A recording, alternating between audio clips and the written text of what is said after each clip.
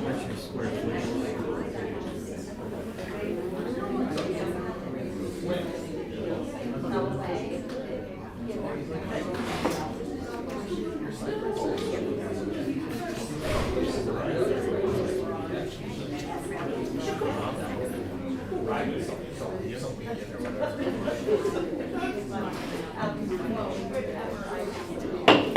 Okay. Come to order. Pledge allegiance. To the flag of the United States of America and to the republic for which it stands, one nation, under God, indivisible, with liberty and justice for all. Okay, we're going to start our meeting with a moment, every meeting now with a moment of silence.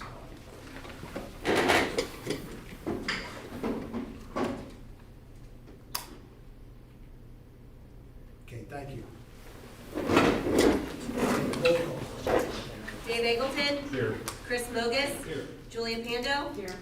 Marty Selker. Here. Gary Sproul. Here. Nathaniel Parker. Here. And Bob Smith. Here. Okay. Consideration to adopt the agenda with amendments, additions, corrections, and deletions. So moved. Second. All in favor? Aye. Opposed?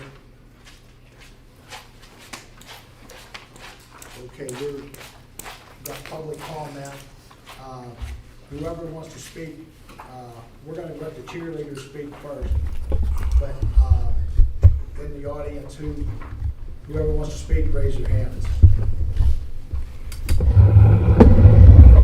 Okay, and then when you come up, you can tell us your name, township or borough. But we'll let the cheerleaders speak first.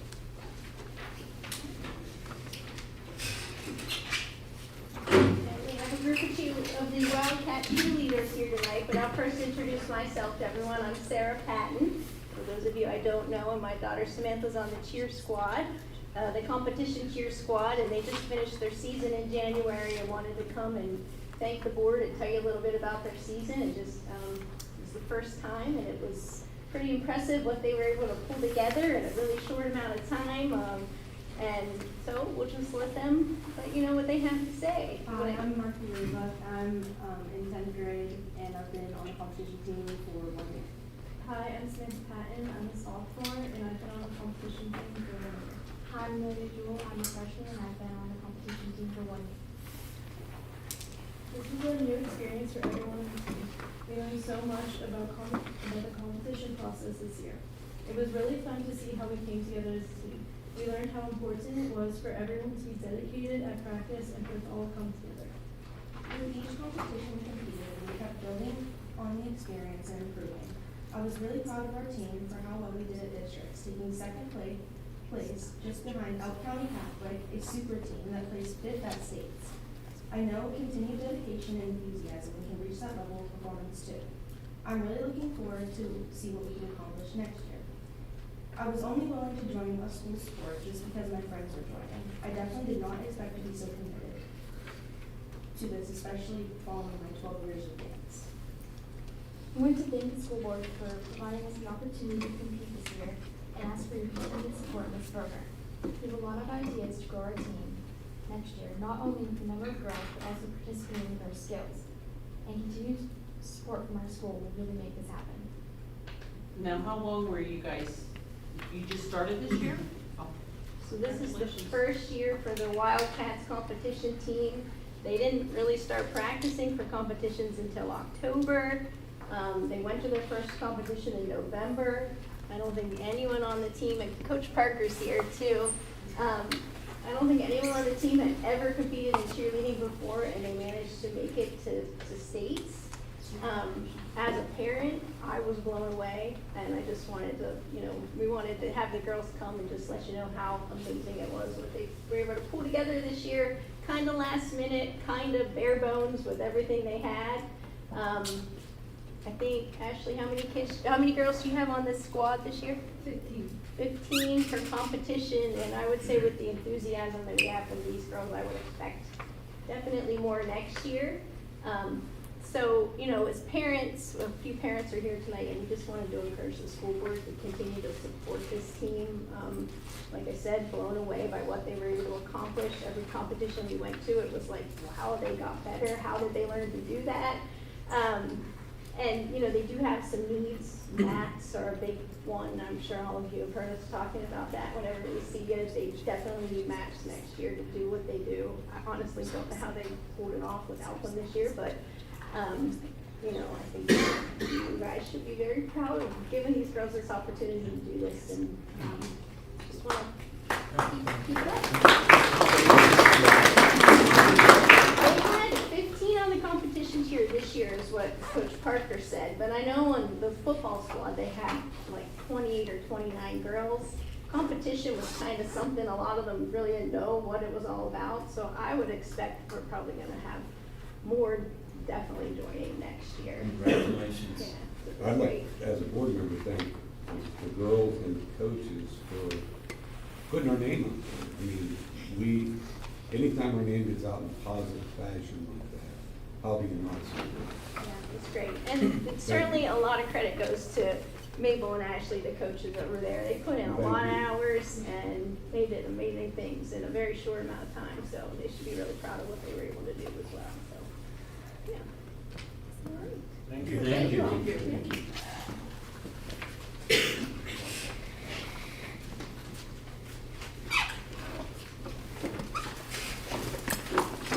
You're okay, guys, you're okay.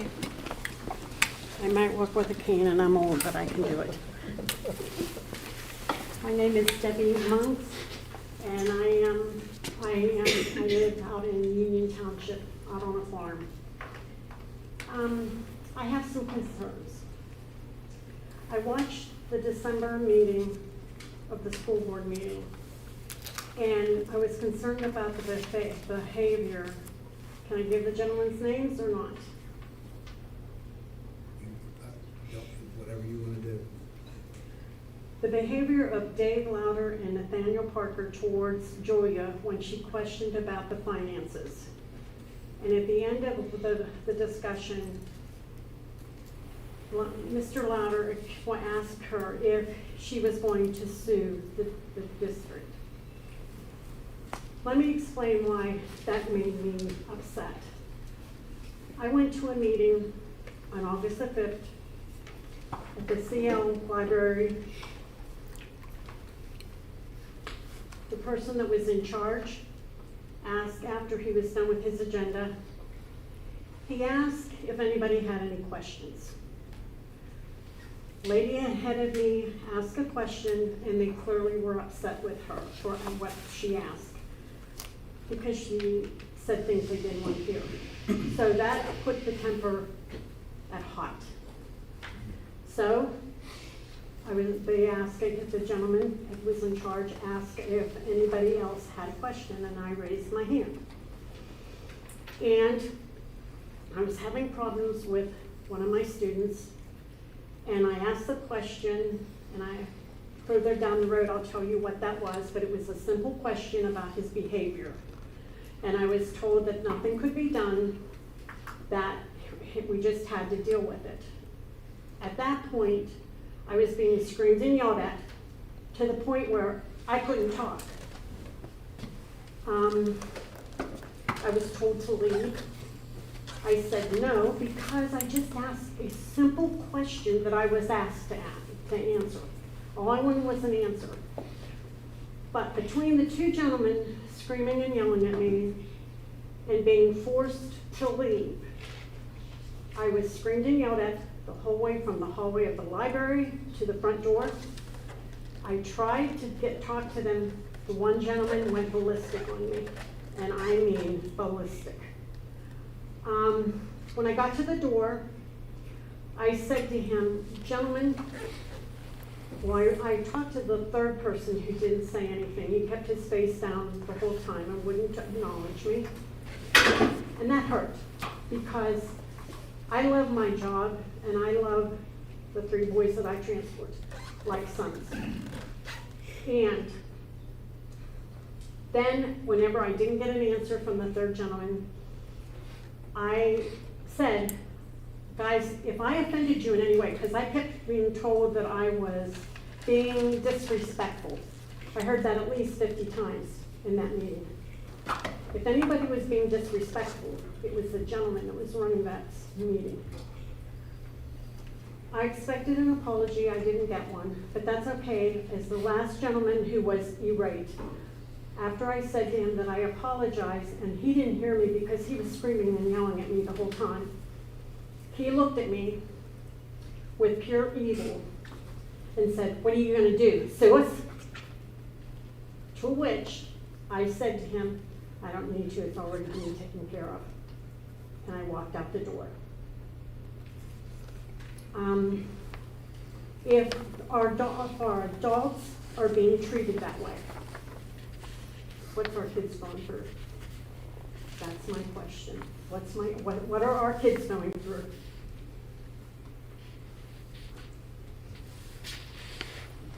Mrs. Monks, I'm sorry that happened to you.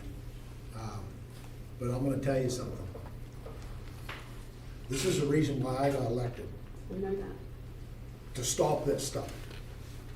And it's gonna stop one way or the other. You can read between the lines.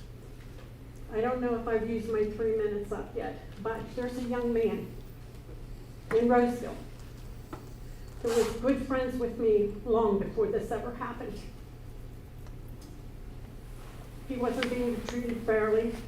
I had many discussions with him before that and just telling him to hold on. We'd get it sorted out. He hurt himself. That young man will never do anything for himself ever again. And I wish all of you would go see him because it's very, very sad. So that's all I have to say. If anybody has any questions, I don't know if you're allowed to ask me questions, but that's why I'm here. The bullying has got to stop. And I feel I was bullied. We're trying to address that as we speak. I appreciate all that you're doing. Keep up the good work, Mr. Smith. We'll try.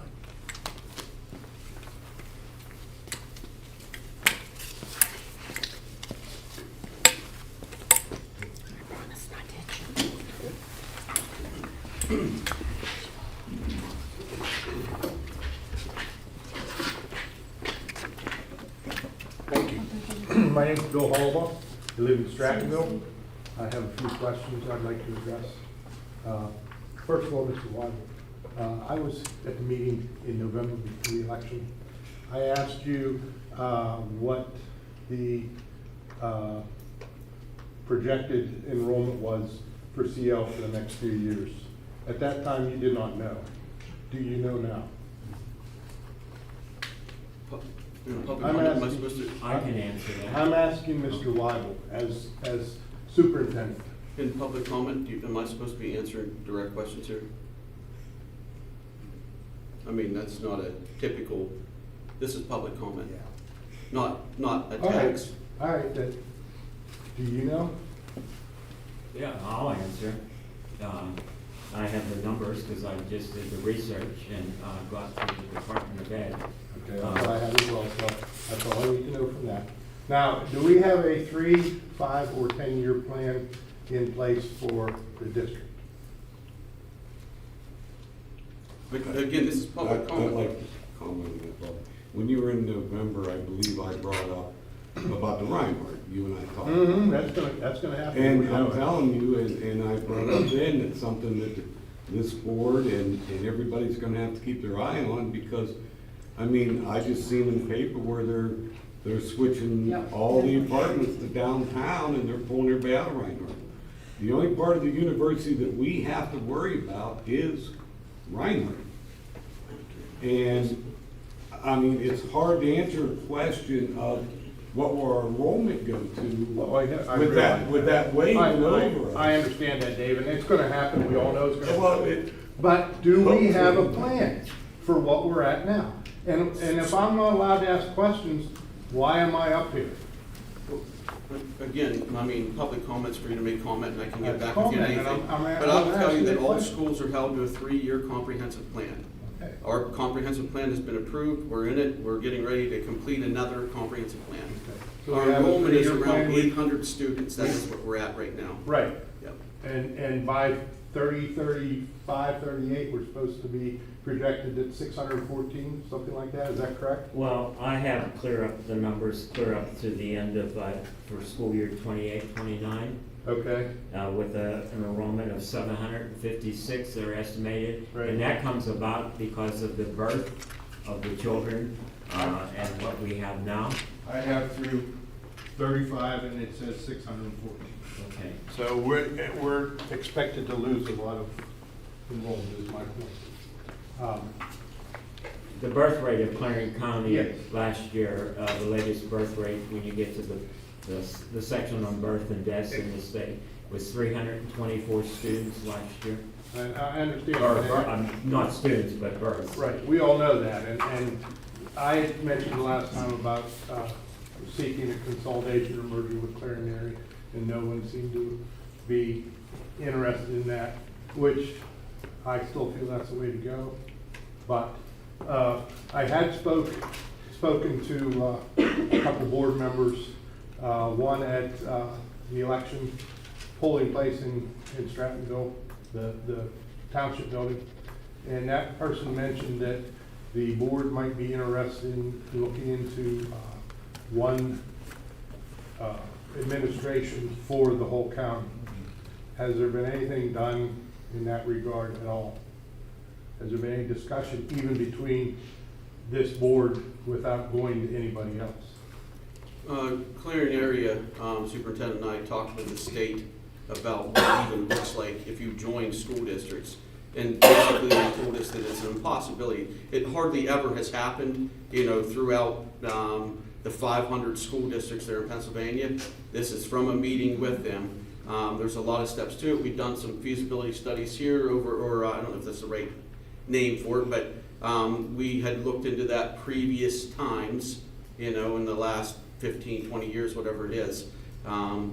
But that's as far as that got. It wasn't like an easy path to make something like that. Am I mistaken that Armstrong County has a central administration for the whole county? But they joined high schools. There were high schools within the county, and they joined those in, just like River Valley did that too. They had 2 different high schools within a school district that were being run separately, and they brought them into one building, like Armstrong Central did. How long ago was that? 10 years or something like But that. am I correct that they still have Catanian High School and whatever other high I schools? think they have Armstrong Central. I think they went from multiple high schools down to one central high school. There certainly would have been savings there. I do not believe that was a school district to school district merger. Okay, I think the elementary schools down there were still separate, but they're ran by administration from Armstrong School. okay, but they only have one high school in the Yeah, whole county? there's- I believe it's just one high school. Lyon County, same. Is it? Yeah, they went down to one high school. Bill, Then I'm mistaken. I got a friend that lives in Armstrong County. His taxes are enormous, enormous. I'm mistaken then, I go back on that. Another thing I'd like to know, and I'm not asking for specifics or anything like that, so, and I don't know if you can answer this question or not, but are there any pending lawsuits against the district and/or employees of the district at this time?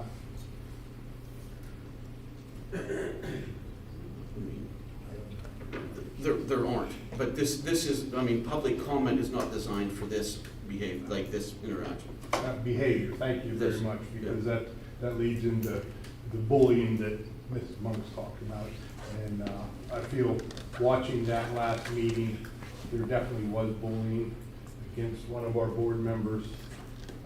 We have a reputation around the area right now, whether it's deserved or not, that there's a tremendous amount of bullying going on in this school, and nothing's been done about it. And if it starts at the top with the board, you can see why it filters down to the students. And thank you, Bob, for saying that you're gonna take care of this. I hope this new board does. It needs to be run in a more professional So fashion. what you just said, it does start at the top. It don't start at this administration. It starts right here in this school Well, board. and it was very blatant at the last meeting, and I watched it on the video. I was not here, but I watched it on the video. And no board member needs to be treated that way by anybody, especially another board member. Are we live streaming tonight? Yes. Okay. And one other question, and you'll probably say that this is not correct to be asked at this time. Has the track ever been resurfaced since it was surfaced the first time? Not to my knowledge. It's in actually really good shape, hardly any cracks in it. We would like to have it washed and relined. That's one of the things we're looking at. We had somebody come and give us a price on that. We'd like to work that into a budget, this year. I think the fee for that was, maybe around $20,000, $25,000. I'm just curious, because when Dave and I were on last Well, time. Bill's we had that curious done. because he had stormed the fact that it was the grant to put the track in, so it's kind of like he's invested in that. It's in really And I good, it's in understand really that, good Bill. shape still. I mean, that's been a few years. Yeah, we have worked to on it admit. together. So, And it's still open to the public can drop and walk around. all right. Thank you for your time. Sorry if I crossed boundaries. Thank you. Thank you, Bill. Anybody else? Just for the board to have a little bit of discussion, and I know that we probably do need to have a discussion on what happens if Reinhardt does sell to a private or to housing. I mean, I'm not gonna put the administration on the line now, but maybe to come back and give us some ideas of what it would look like and what would happen.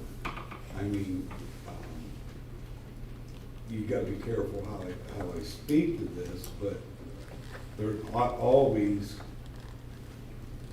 I mean, you could end up with students that you have to hire teachers that could speak other languages and things like that. And,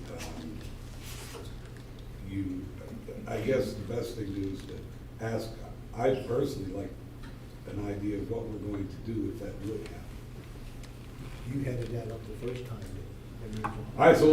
I ended up getting us the tax dollars from Reinhardt, which we're still getting, and I'd have to ask Donna probably, but I think it's 2 or 3 more years. Even if the university sells it, the foundation still has to pay us. And so, do you recall, weren't you in on them meetings? Didn't we start out getting around $30,000? What was that, Dave? Wasn't it around 30,000 we got in lieu of taxes for Reinhardt? I believe that's where they want. And now it's up, Donna, are you here? Yes, it's up, it was up in the 50s, like 52. 50s, and the way we set that up was, if your taxes went up 2%, that went up 2%. And that's how it's grown through the years. But, I think. So Dave, if it sells, does it, you don't like. As long as the it becomes like foundation- Subsidized housing. As or long as the Section 8 housing? foundation is in business, they have to pay us. The foundation does not own Reinhardt anymore. It don't matter, they still have to pay us. That's how we wrote the contract. Well, I mean, but the Because university. we were is afraid at that Reinhardt. time that they would turn it over to the university and then not have to pay anything. So when we wrote it up with, I believe Carl Beard helped us with that. That if they sold it at any point to the university or anybody else, they still had to pay us for 30 years. Now, I don't remember what year we did that. Does anybody else? Donna, Bill, you remember? What was the question? How long ago did we do that?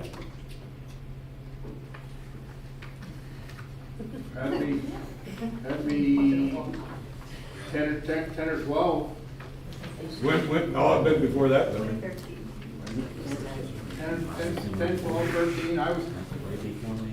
I'm telling you, I think it was somewhere in the 97, 98 range. well, I wasn't on the board at that time, Dave, so if that was the case, you did it yourself. Oh. Maybe. Which you did it anyway yourself, but I wasn't on the board, so. we met with the attorneys, and at the time I was board president, so we met with the attorneys and let it up. Carl said, this is what we need to do. We negotiated, and that's what we got done, which was a great deal for the district, because originally they were only gonna pay us the tax that was being paid on the land at the time, which was about $1,800.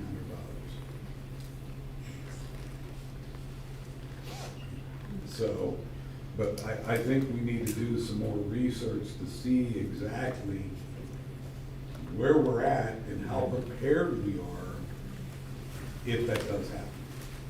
Well, we wouldn't be prepared. We'd have to, you know. We'd have to hire people. Yes. We have the room for, We have ESL teachers, we have what we need to, like, legally in place to take care of things, but it would be dependent on, if we grow 200 kids, we need to hire, you know, 2.5, 3, 4 teachers, you know what I mean? We'd have to, I mean, that's just what it would look like, yeah. you know, so. But that's something that the board needs to keep in the back of the mind when we're doing things, is if that happens. And I know it's not a given it's gonna happen, but what it points at. Yeah, And anybody that has any political power to help us with that would be appreciated. I believe the university took it from the foundation, Reinhardt Village, and as of yesterday, why we in the public needs to be concerned, because I was told with people that are in the know that that Reinhardt's probably going to be up for sale, which is a lot. There are only 266 students living in all those buildings. There's only 669 kids living on any university housing, 1,200 students. Those suites on Main are a disaster. I don't know why they're not using the better ones on the Hill next year. They're gonna close those and use them for storage and classrooms. They cost $42 million. And a friend actually was a board member here that works at UMercy, said they're only at 33% at max, and he doesn't know how they're paying the bills, because they owe a lot of money on the suites on Main. And the reason is they're higher price, and so they're gonna put the students in there, so they have to pay the higher fees to get the money, which is not right. Well, that's the university's problem. Our problem is only Reinhardt, but. And that's all I'm interested in concentrating. I hope the university makes a great comeback. You know, my only concern is Reinhardt. All right, thanks, Bill. All right, ADLs? Sure. Yep. Thank you. We have a group from ABM here. They've been looking at our facilities for the last almost a year, roughly. They do a deep dive into, at the high school especially, what do we have, what do we need, you know, how can we approach addressing some of the needs, that type of thing. They have about a 20-minute presentation. We've seen it before, and then, you know, we can ask any questions that, you know, you guys might have, so. Thank you. My name is Richard Phelps, and I'm joined by Dan Shield and John Isherwood. The other individual at the top is unfortunately sick with the flu that's going around, so he's not on his coming. Here to share a concept and a way for you, the district, to address infrastructure needs without increasing burden upon your taxpayers. And so today we're going to kind of share, aside from the introduction, it's kind of an overview of the program, how it works from a conceptual standpoint. What are some of those findings that we found when we walked through your facility? What are some of the potential funding sources to help pay for these improvements, needed improvements? And then what's the timeline look like? In addition to this, is there anything you'd like me to cover? I realize you may not know what you want me to ask me, and that's fine. I can open it up for questions at the end, but I figured if there's anything else you'd like me to cover, at least hearing none, we'll move forward. So from an overview, right? How these programs work, what we want you to understand is that your facilities can act as a revenue source to help address your infrastructure needs. Projects that ABM constructs and builds for our clients are built around your budget with your savings. They are custom, they are not tied to any scope. It is specifically tied to your specific needs within your specific facility. This helps you to address and reduce your future capital risk, right? Knowing what's coming 5, 10, 15 years out. And the results are backed by a 3-tiered guarantee. First guarantee is firm fixed price, so no change orders. If you've ever been associated with a construction project, the one thing everybody hates are change orders, right? I designed it this way, they installed it, finger pointing back and forth, and who's left holding the bag of money to address it? You, the district. These programs, it is a firm fixed price, no change orders on that scope of work. If we miss something, we pay it. The second guarantee is that the systems have to work as designed, because if they don't, you won't see those guaranteed savings on an annual basis. And that's how you pay for those improvements over time. So, why these programs are very popular with your peers today is just depicted by this chart, right? And this really kind of looks at from 2008 on, but it's probably even further back than that. And what it's depicting here is just the fact that revenues are flat, and yet the demand on those revenues continues to increase. Mandates or whatever needs you may have within it, right? Your dollars are being asked to stretch further than ever before. And so what we try to do is help fund this gap that exists between what your needs are and what your actual revenues are. That gap that exists kind of creates adverse effects on the classroom, right? You've got the overburdened general fund. You've got deferred spending on capital projects, while at the same time having needs of your infrastructure. We also understand the cyber charter challenges that are facing districts. And in fact, we helped a district, which you'll see coming up, bring back 40% of their students in 1 year. Also, engaging students, preparing students for those career paths of tomorrow, right? Making sure that they have those skill sets that they can exceed in whatever their chosen field is. Well, how do we do that, right? Here's how we fund those solutions. These right here are all cost centers associated with owning and operating facilities, right? These are all costs associated with that. And this is developed by an organization called ASHRAE, American Society of Heating, Refrigeration, and Air Conditioning Engineers. That their policies are involved in construction, service, and maintaining facilities, right? So it's beyond just HVAC or air conditioning. And so what we look to do is create efficiencies within each one of these cost centers, right? And use those efficiencies to pay for improvements over a period of time. Now, you'll see something like in-house staff. We are not doing anything from a staffing standpoint, saying, oh, you've got too many people or your benefits or anything like that. You guys handle that side. We look at things strictly from a facility standpoint. And I'm going to turn it over to Dan here in a second to just go through some of these findings. But when we walk through your facility, these are some of the opportunities we saw, right? Understanding the impact of the cyber charter, there may be some STEAM opportunities to help bring students back to the district.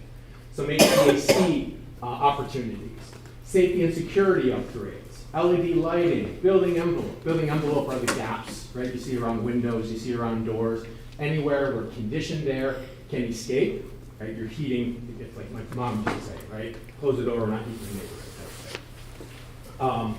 Indoor air quality improvement, building automation, these are your control systems running your facilities. Electrical upgrades, switchgear and transformer replacement, and a number of other opportunities as well. And to dig in a little bit deeper, I want to turn it over to Dan to kind of share some of the things he found on some specific areas. Yeah, thank you. I'd like to thank Lee and the facilities team as well. This is a snapshot of the equipment that is operating this building right now.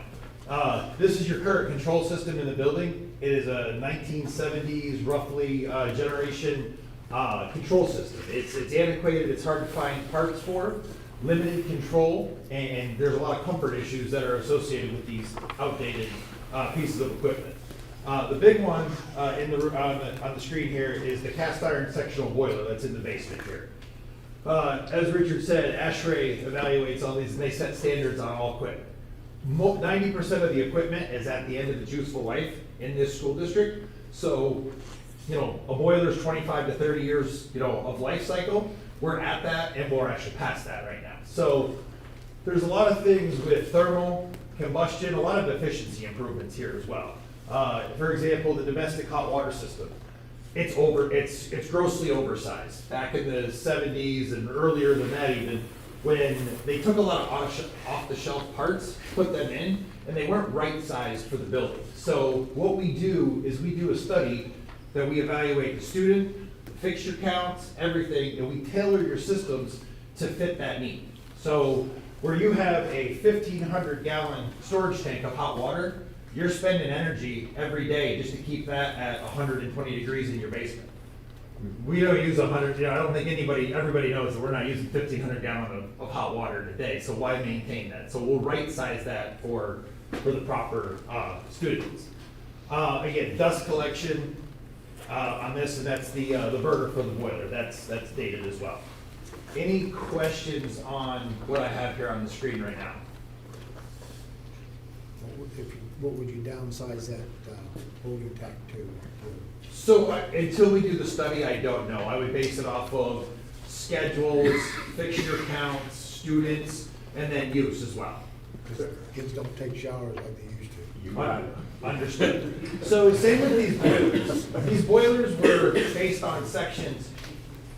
They would pull them off the shelf, that's what they could get. So lots of times you find that in school districts especially, that the boilers are grossly oversized for what they need. So we'll do a detailed heating and cooling load on the building, and we'll properly size or right size the boiler, and we'll set it up with 2 boilers. So it builds in that redundancy, so you're never without. We'll do a lead lag situation that it doesn't, if the boiler goes down, you're not displacing the kids due to a lack of heat. So destratification fans in the gym, that takes the heat that's up in the ceiling, pushes it down and balances it, so instead of trapping it up there, just efficiency plays that, really make sense, and you'll see on the bottom line in a utility bill. Any questions on this one? I got a few more here. And again, thank you, Lee, for helping me get through the school. And so we'd like to level set on some LED lighting controls. Notice that there's been problems with the photocells outside. We saw lights were on in the middle of the day. We saw, there's some fixture issues. We would just like to level set and, drive some energy savings with new fixtures. Again, kitchen upgrades, water conservation, that ties in with the domestic hot water, the building envelope, air infiltration, doors, windows, and then of course, there's a few sections of roof that we've discussed that are actively failing. The digital scoreboards, isn't the new ones we put in, aren't they LED? They were just donated to us? Yeah. So when I put this together, it was roughly a year ago. Okay. And again, some things may have changed, and again, ultimately, we tailor this program to what, it's a co-authored solution. We present all the findings, we present opportunities, and things that we find that will save the district money from an energy and an operational perspective. We let you make an informed decision then. We'll provide you with the information, and ultimately it's your project. So this isn't updated, this is from a year ago. So again, to move into the development phase of this project, we will come through and we will look at where you're at right now today. I know that the new generator got put online today, so that was one thing that we looked at back then, but that came into play. There's certain aspects of the roof that have failed that they weren't failing when we were here. Right. So this program will get tailored to the specifics of where the buildings are at right now. They upgraded to add the secure vestibule after we met last time, so they've done some things like that as well. One thing I wanted to hit on too, I'm gonna go back a slide, but with the controls. So you have a system that's, Johnson Controls makes the system that's here, it's pneumatics, right? So not only is it an antiquated technology with limited controllability of the system, Johnson Controls is a very proprietary system, right? So it's a closed protocol, meaning that you're bottlenecked to only using Johnson Controls. When we develop projects, we do an open protocol system that what it does is then you can use any vendor you want. It's agnostic to who you want to pick to use to work on it. It gives you remote functions, so you can check stuff from home. Right now, you don't know what's going on in the building unless someone physically walks around. So this gives you a detailed snapshot of what your building's doing, night setbacks, alarms. Over in Pittsburgh, we almost lost the building. There was a loop temp. The boiler went down. They almost froze the entire school. The control system upgrades picked up on that before anything like that happened. So just another little snapshot of that. But here's a few more pictures. Now, talking to Mr. Weibel, we know that there are some doors that are in play right now, but we noticed that there was some air gaps where the infiltration was coming in. This is the compressor that constantly maintains and has to run to have a functioning control system. Here's the outdated switchgear, and I think you got, everybody here knows that there's been some problems with brownouts, phase outs. There's been a generator replacement now. I know talking to Lee that there is phase protection now on this, so it only makes sense now on, you're protected from the line coming in. Now it makes sense to update the distribution center, the distribution system that provides the electric to all the spaces. Any questions on this slide? Okay. This is not you. This is not you, by the way. First and foremost. An ask that we had earlier this year, or last year, I'm sorry, was to do a structural assessment. It's part of what we do. What you see here is the areas with the red are where we've picked up on moisture that on failing roof systems. And then again, this here is a picture of the side of a building that shows, well, the face block is cracked and infiltration penetrating, infiltration, water getting in behind that face, that veneer. Obviously, water intrusion is very problematic for the building. So before, you upgrade the interior, we want to make sure that the exterior is sound and we're keeping the elements out. So that's just some of the features that we provided in an exterior observation of the facility. And That's not ours. This is not yours. This is just what they can do. Now it's from a capability. This was a request from one of your peers that we ultimately ended up helping, the same district that brought back about 40% of their cyber charter students. But they had a gap in a crack in their gym that started off real small. And over time, the facility director would keep track of it, and it just got wider and wider and wider and wider. And so in an effort to address that, they asked us to investigate the structural integrity of the facility. And ultimately, what we came to find out, we had to do a mine subsidence report because there was a mine 150 feet down approximately, where the soil wasn't compacted as well as it should have been. And over time, as the soil has kind of settled, right, now this crack became worse and worse and worse. So we had to address that, but we had to ultimately uncover what the real root of the cause was. Just Capabilities. Capabilities level of what we get into. I'm proud of this one. We stopped the gymnasium from sinking into the ground. We stabilized it. We able to fix all the face block. We put in a new gymnasium floor, and it's been great for the last year and a half so far. Okay, segue into the STEAM opportunities. I know Richard touched on it. Do you want to? Yeah, I can touch on it. So a lot of your peers are sharing the same thing about just how the cyber charters are crushing them from a financial standpoint. This is Menneson City School District, 2-building district down in south of Pittsburgh, and they were losing about $3 million a year to cyber charter. And in an effort to bring those students back, right? Why are they leaving? They kind of did the deep dive. Why were they leaving? And ultimately, they created a STEAM environment in both their elementary and their senior high that is helping students, as I mentioned earlier, getting ready for those new career opportunities that will exist moving forward. And setting up spaces from them. So they have a cyber, I'm going to call it, it's e-gaming. I'll call it e-gaming because that's what it is, where they're creating video games, right? This isn't where they sit on their phone or the computers and playing games all day. This is actually them creating games. They also have a cybersecurity where they can, helping again, create students for those future opportunities. They can see where all the cyber attacks are coming in across the world, really. They can see the attacks coming in. They're getting the kids ready to go to school or just directly into the workforce with certification. And we'll be able to have certification. So these are just examples, right? Trying to address whatever those challenges are, infrastructural, right? Setting up the spaces for them, and then that district implementing the curriculum to bring those students back. And they did a great job in terms of that. It brought back 40% of their students in 1 year, as I mentioned. Security, here's a couple examples of things that we've done. Outdoor cameras, indoor cameras, security vestibules where individuals are held until someone can come get them. Just a variety of different things. Panic buttons, instead of it being a fire button, right? You get a threat, you pull that, and the police department can then tie into the camera system, right? Just safety and security issues or solutions for hopefully situations you never have to encounter.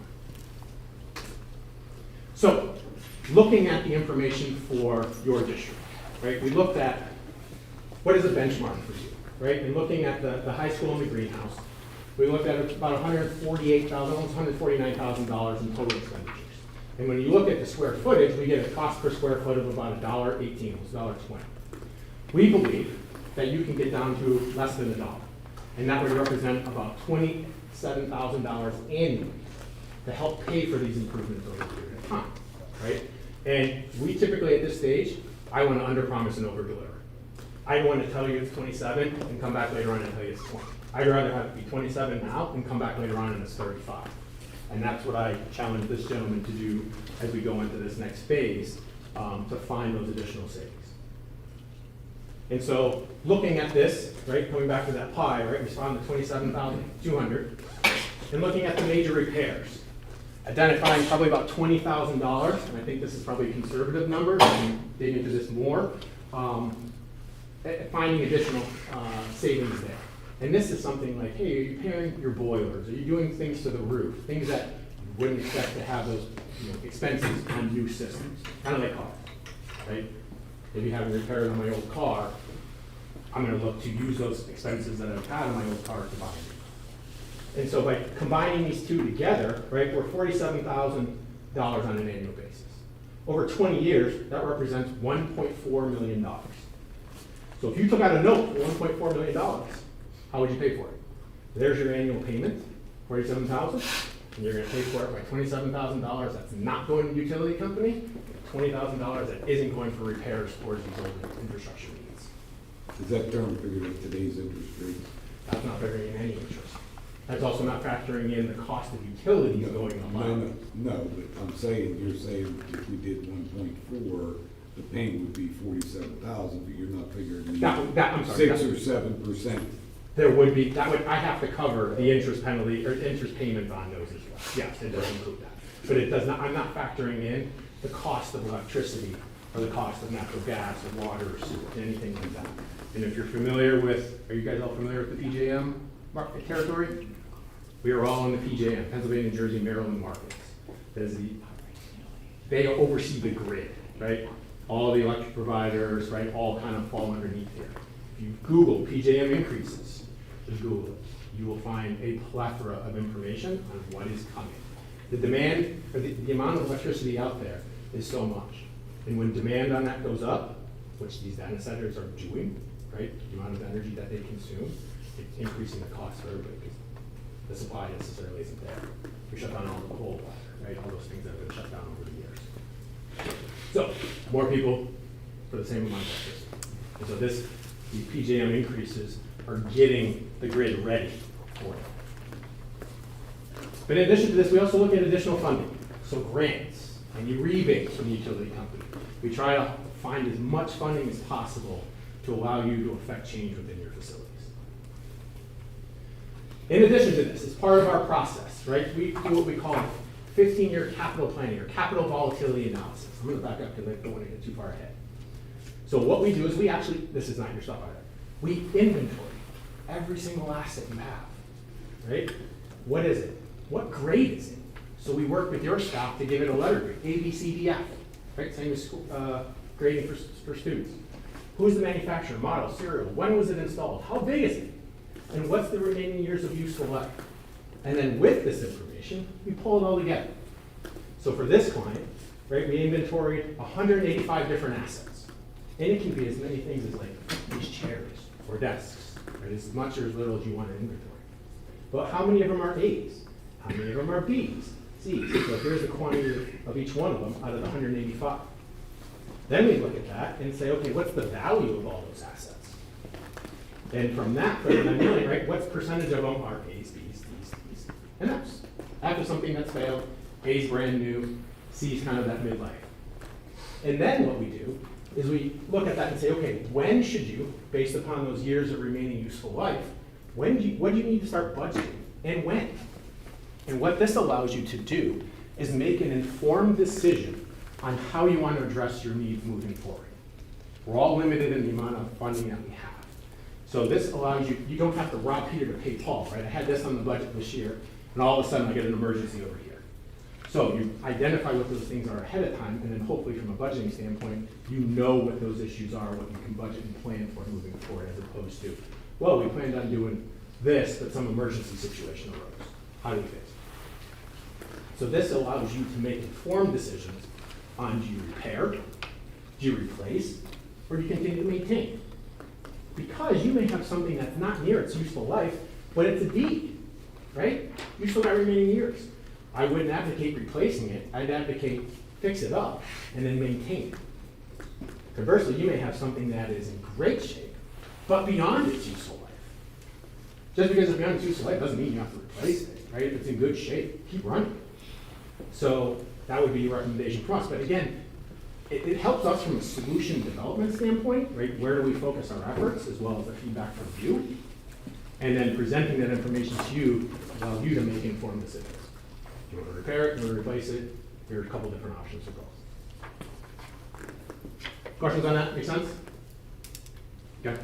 So, potential funding, right? These are just some of the areas. I've had clients that have had 9 different funding sources based upon my ability to find that funding. And then the clients choose what measures, as well as how you're going to fund it. So again, no decisions on your part. We just present the information, allow you to make an informed decision. So to recap, right? Turnkey solution, single point of accountability, one throat to choke. Something's not right, call us. There's no finger pointing back and forth with change orders. Exactly the same point, and then the financial, right? Pay for the project without increasing tax burden upon your constituents. Use the existing dollars that they're already giving you. So where we are in the process, right? We had a concept meeting, we gathered some information, walked the facilities. Today's kind of a fiscal potential, right? We're qualifying you. At this point, I believe you are qualified to perform the project, but here's what I'd like to do. I'd like to install some data loggers. These are like little devices that sit in the room and just track, like, are the lights on? And if the lights are on, are people in the room? What's the temperature? What's the humidity? And how does that go over a period of time? Because you can go from, I'll say an F-350 to a Prius, right? And you're probably going to save on gas. Because if you floor stoplight to stoplight, right? The gas mileage that's probably on the sticker isn't probably going to be what you get. And so there's things that you can do from an infrastructure standpoint, but then there's also behavioral things that can take place that only compound your savings. And so the data loggers, what I'd like to do is install those with your approval, install those, and then let them sit for a couple weeks. Ideally in February, come back and share with you what those show. They may say, you guys got this thing running really tight, and those savings numbers that I shared with you are probably pretty good. They may say that there's an opportunity for improvement, at which point the savings numbers go up. But it's looking at it from an infrastructure as well as how do you operate it. Is there a cost on doing that? So, and if that makes sense then, right, and if coming back and I present that to you in February, or maybe March at the latest, at that point, if it makes sense, then the next step would be the procurement process. You'll have choices at that time. You can use co-ops or co-ops in the state that you can utilize and select firms, or you can do an RFP and go through that process. The benefit to the the co-op is that it's just speed. Right? The RFP process takes time. The co-op speeds that process up, and then you can get into implementing and seeing those savings faster. But again, that's your choice. And knowing, being in our building, about how many of those sensors would you probably use in this building? 10 to 15, I would say. Get a good representation of your most common spaces, your cafeteria, your auditorium, and your gymnasium. Okay. Then I would take a sample office, and then I would look at some select classrooms specifically. I'd work with the facilities team to target potential hot and cold spots, any complaints that may be happening. Try to get a real snapshot of how your building's operating and functioning when you're here and when you're not here. ABM knows that we're looking at applying for the school facility improvement grant right now. We applied for it last year, we did not get it. It's open again until March, mid-March, end of March. They know we're working with Tremco, the building. The roofing company that did the roof in the elementary school has reached out, would like to help us write a grant that they successfully got for a number of schools last year. We believe that the roofs at the high school are a top priority. We have them out of date, they're leaking in the library, we have some water getting behind the bricks. on the main part coming down off the top. So, you know, we're looking at using that grant. That grant's up to $5 million. You know, just extrapolating out how much we paid for the roof for the elementary school last summer, looking at the size, we're probably at $1.5 to $2 million for those roof repairs, which we would only be paying 25 cents in the dollar for. You know, it's 25% match, you know, the state's giving the rest. So that's what we're kind of leaning towards now. In fact, we're waiting for a company to come out and take a look at, the Tremco company to come out and take a look. They're going to come out this week. I would assume the temperature's kept them from doing that, but you know, we could look at adding the secure vestibule to that.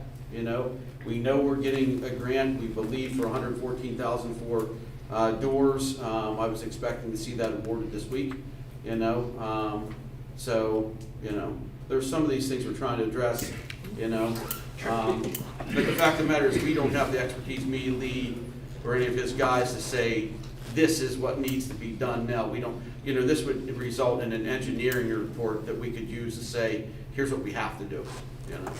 The Tremco example, we work with Tremco over at Menneson City School District. They did receive a grant last year, and that was incorporated into the project, helping them to implement that.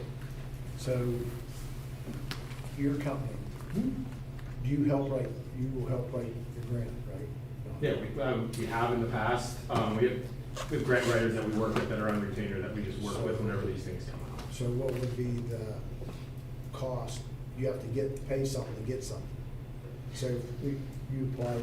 So Tremco will help us write that, and I'm sure that these guys would help us with whatever we need to, if there's something for the secure vestibule, but Tremco will help us do, there's no fee for that, for us to do that. You know, they would love to see us get the grant, because that's $2 million for that business. Right. You know what I mean? So that's a pretty typical thing for that. But we as a board have to, like we did last year, say, yes, we're willing to spend the 25%. Yeah, 500,000, Right. if it was that much, and it probably would be, I mean, just the size of the roof and what needs to be done. So you would see me. 500,000 to get to $1.5 million. So if we're trying for that grant, we would have a motion on February's agenda that said, you know, this amount of money, 25, like we did last year. The amount was less last year, forget 150,000 or something. We said we would put, so you'd see a motion like that because the grant is due in March. I'm just, you know, I will know more in the next few weeks when, you know, Tremco comes out and takes a look. That's who did the career center. Right, and we were very pleased with what they did at the Career Center. And I believe they helped them get that. They helped you get the grant with that? Right. Yeah. Yeah, they did it very nice. Tremco's products now offer 30-year warranties on their roof as well. They're very easy to work with.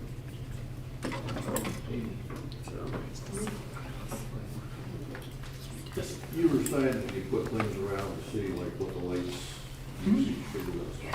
Can you tell us what the utilities, the heat, the cooling, all power usage for the two kitchens are? Can you look at that? So that's difficult because the building's not sub-metered that way, right? There's not individual meters for those particular areas. Now, I can take different data loggers and I can strap them to motors, compressors, fans. You can do that through the fuse boxes. If the circuits are isolated that way. So I'll give you. This facility right here has a set of fuse boxes. I could potentially do that with a CT and an amp meter, yes. And I would think that heating and cooling, you could probably structurally look at it and pretty much guess.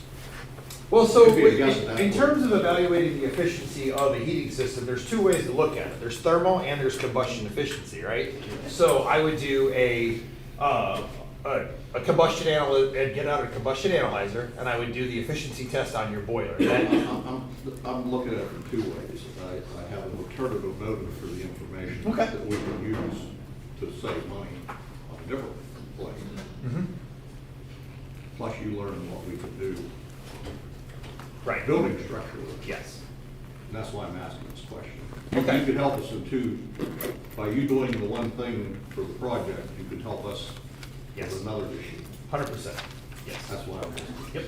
I am looking for, based on today's energy efficiency standards, and the past technology, I'm looking for that pickup in efficiencies, right? That's what's gonna save you on your utilities, that's what's gonna help fund all of this, that it's not coming out of taxpayer dollars or your pockets. If you wanna see how much you save, I wanna know how much we're using. Yes, that'll all wash out as we do that. You get the one to figure out the other. So Correct. That's what I'm asking. I know that you passed on with it, but that compressor you were showing,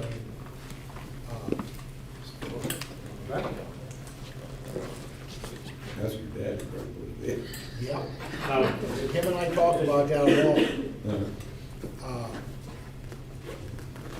He told me what we talked about, he said if them compressors aren't drained, he went to school on Johnson Controls. He was the buildings and grounds here for 31 years. And he said if the compressors aren't drained and that moisture gets up into the system. That's where you see the failures. You see leaks happen, they develop in your lines, they get into the diaphragms of the actuators and the valves, and that wreaks havoc. And as Lee could share with you guys as well, you'll see it in your repair bills. It's right now, I think he said he's going to Pittsburgh, and there's like one company that'll repair certain valves. I mean, it's just because it's a lost art, it's a dying technology. Everything's moved on to direct digital controls, just for being so simplistic. So it would be a brand new compressor, what you're telling me. I would eliminate the compressor altogether. Yeah. Yes. That's pushing air through the line. Okay. And if you have leaks in there, that pushes air through the whole time, right? That's using energy for that. Versus, like, if it doesn't have any leaks, it runs for a period of time and sits. 24/7, 365, this thing maintains a certain pressure. It's always running. It always keeps pressure in those lines. When your stat calls, that air then goes through the valve of the actuator, hits the diaphragm, and that tells the heat to come on in that specific space. That would be getting rid of that, making it electric. We're getting ready to make an $8,000 repair on the high school boilers right now that we have to do. They're not operating to their capacity. There's also a bearing that's going on the one. So, I mean, that's just happening right now. And I just told Lee, like, we have to fix it or we won't have heat in high school. You know, so I'm just giving you as an example the things that, you know. So with your approval, we'll deploy those loggers and then look to come back February, probably March, and just kind of give you an update. If you guys are interested in that, I'll just talk to them later. It costs us nothing, it gives you a better idea of Qualifying. Okay, sure. Are you a company like SiteLogic and other companies I've heard of out there? SiteLogic is a firm that does this and stuff. Like, we use the same legislation, but I think we use it a little bit differently. SiteLogic is a good company, right? Well, I got one other question to ask. Before we met with SiteLogic, we met with another company, and when they come back with a number of what they wanted to spend, I asked them for a breakdown. And they told me they weren't gonna supply me with a breakdown. I give you measure, investments for each measure and the savings associated with each measure. No, the breakdown of what they were doing, what each item cost us to do. Do you do that? If we take it to the next step, you're saying if we do the whole-blown engineering study, if we pay for that. Okay. And do we get something tangible that we can provide that says, here's what this. Here's a breakdown of where you're spending. There's so many screws, there's so many bolts, No, that sort of I mean, thing? you or- know what I'm saying. No, not down the Finances. screws and You know, bolts, but approximate cost for, like, say. the boiler system. Oh, yeah, like that. Oh, yeah. It's the last chart you're showing us. That's looking at it from a condition standpoint, but it would be, and here's the boiler system. Where's the investment associated with that? Here's the Okay. savings associated with Because that. the first company we dealt with, and I think I shared that with the board that wasn't here, remember they wouldn't give us a breakdown. They just give us a total number. Well, and I have to make sure that that system works for that number, right? So it is, I'm not gonna install a boiler, right? And the pumps, I'm gonna let, you're fine with those 25-year-old pumps, right? I'm gonna look at the entire system to make sure it is a total package for you so that I'm not coming back to you later on for, oh, the pumps are really bad, I'm sorry I missed that, right? I want to be thorough about this up front to make No, sure because that. pumps don't go, you won't get it. No change. No change order also, right? So in that scope, if this was your project, I'm gonna go, because I use this So this is let's assume this is your project, $1.4 million, right? If it costs us $3 million to do that project, you still pay $1.4 million, and I have a lot of questions for this gentleman. Right? So, A lot. two things that I wanted to hit on that he kind of as far as again, I've done energy service work for 20 years now. ABM has a couple differentiators in my opinion. We have in-house engineers, development resources, project management. We control all that in-house. We don't have to outsource that kind of work. We also have a mechanical arm where we'll work with any of your preferred contractors, but we also perform as well. So we can keep that cost down on the installation, sourcing. We have national buying agreements with top manufacturers. So to me, that's a big differentiator from us to like SiteLogic, just because we can control all that in-house. In the funding. I'm confident in my ability to outfund everybody. I will find the money. That gives you more options, right? If I can find $2 million, right, it gives you more choices to make than 1.5, right? And that's my job. He works on it from a technical standpoint, I work on it from a financial standpoint. I want to understand where you're spending, how you're spending, and then identify potential savings. I'm not going to look to use, if this is all you spent on repairs, that was everything, I would not advise you to use all that to pay for your project, because at some point down the line, you're going to have something fail. And when that comes, you need to have funds to pay for those improvements, right? 15 years down the line, you need to have funds. So I would look at all of that, and then, it's your decision. I'll say, here's everything we found. How much of that do you want to use to pay for your project in different measures? It's your call. No decisions for you. I make no decisions. Good question. I feel that we should go to the next step without costing the district money, just to see, so they can give us a better idea. My feelings. Anybody else? I agree. Talk to your mom. Yep, just call me tomorrow. Okay. Thanks, guys. Thank you. Thanks, everybody. Thank you. I'll get this off so it doesn't distract.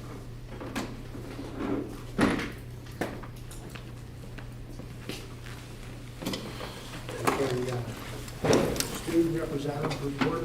They're not here tonight. Oh, they're not? Okay, peer review intermediate unit 6. Let me pull it up for you. We met via Zoom call last time, and we went over several policies and approved those, as well as accepted resignations for a teacher for visually impaired. We also, and the occupational therapist was approved appointment, and then we also had a new teacher for the visually impaired also approved for employment. We also had a promotion for Dr. Deanna Stipend. Sintober.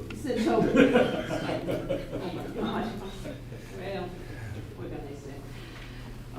It was, protecting the name. Anyways, and so she was given the promotion for the Director of School Age Special Education. Also, Sandy Clark was also given a promotion for early intervention. What else was done? We also have set up interviews for the director position to replace Dr. Stallman when he retires in December, so that he can, instead of filling the position for Sean, who was the assistant director, the board approved to go ahead and look for somebody to replace him, so that he'd have the time to provide mentoring prior to his departure. That has started this week. Yesterday was the first interviews. We have interviews next week, with probably a decision coming forward to the board on the 28th. That's it. Thanks. Okay, Career Center. Okay, all right. Only thing we really have, we're still looking for a new director to take over for Tracy. We had 18 applicants. We're down to 3 candidates. Gary, I don't know if you saw it, they rescheduled that for next Wednesday. The interviews were scheduled for tonight, but they rescheduled it to next Wednesday. Gary, I don't know if you can look at that, but unlimited progress. Okay, thanks. Okay, legislative representative. Yeah, I have quite a bit here. One thing that has passed out of the Senate Education Committee to the full Senate, legislation will require schools to create a policy which bans student use and restricts student possession of cell phones and other electronic devices during the school day while on school grounds, with some very limited exceptions. Healthcare credits, Senate Bill 116. The legislation would allow juniors and seniors to earn up to 2 credits toward graduation for employment in a healthcare setting, such as nursing facility, personal home care, assisted living residence, or hospital, which I think would be a nice thing for some of our students who want to go on into the healthcare. The governor is coming out with his budget on February 3rd. Who knows how this year will go with that. So, one thing they were talking about, there's a lot of opioid pills are making their way right now into our schools in Pennsylvania. Last year, Pennsylvania law enforcement seized more than 50 million doses of fentanyl, 18 million in the greater Pittsburgh area. So it is a problem, and it is affecting our high schools. Also, there's something about Narcan. Some legislators from Eastern PA wants that one person at least, probably the school nurse and maybe a teacher, to be trained to actually know how to use the Narcan correctly. So instead of like making it that every teacher has to be able to do something like this, they want to narrow it down to the school nurse or something, another teacher. Another great thing, and I hope our cafeteria people will be doing this, that our president signed a bill a week ago that we now can serve whole milk and 2% milk and get rid of that watery junk. So I'm very happy like pure water. Another thing, there's availability of $160 million investment to enhance school safety. So that is available, and that was support state funding of youth. Another new law that just came about in January, the districts have 24 hours from the time of an incident to send notice to all the parents within the school district of what happened with something involving weapons. So that's all I have, except for one other thing, Mr. Hollaball, I was going to bring that up, that with the state, we are looking actually for some increases here in CL in the next couple years. That right now we are running at around 768. The state predicted 769, so we're just kind of one off. But we're actually looking for an increase into between 770 and 780 next year. So we're looking for a little bit of an uptick. So I guess our kids that are 4 or 5 years old that's coming into kindergarten, there's been a little bit of an increase, which is good. And that's what we want to see. It looks our enrollment should be very stable over the next 3 to 4 years. But I thank you for bringing that out. And I had these papers on thing, but I like the paper, so thank you. And that's, I think, all I have, a lot. Okay, thanks, Gary. Okay, curriculum and instruction. So we shared curriculum with the board. Davey sent it out maybe a month ago for high school curriculum. You guys approved elementary back in the fall. We will likely have, if you've had enough time, we will likely put that on February's or March if you need more time to look at that. And that will bring us up to speed for new curriculum for the elementary school as well as for the high school.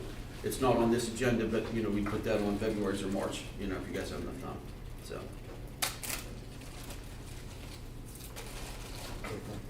Yep. Okay, thank you. Okay, COAEA representative. Good evening. Thanks for welcoming our report.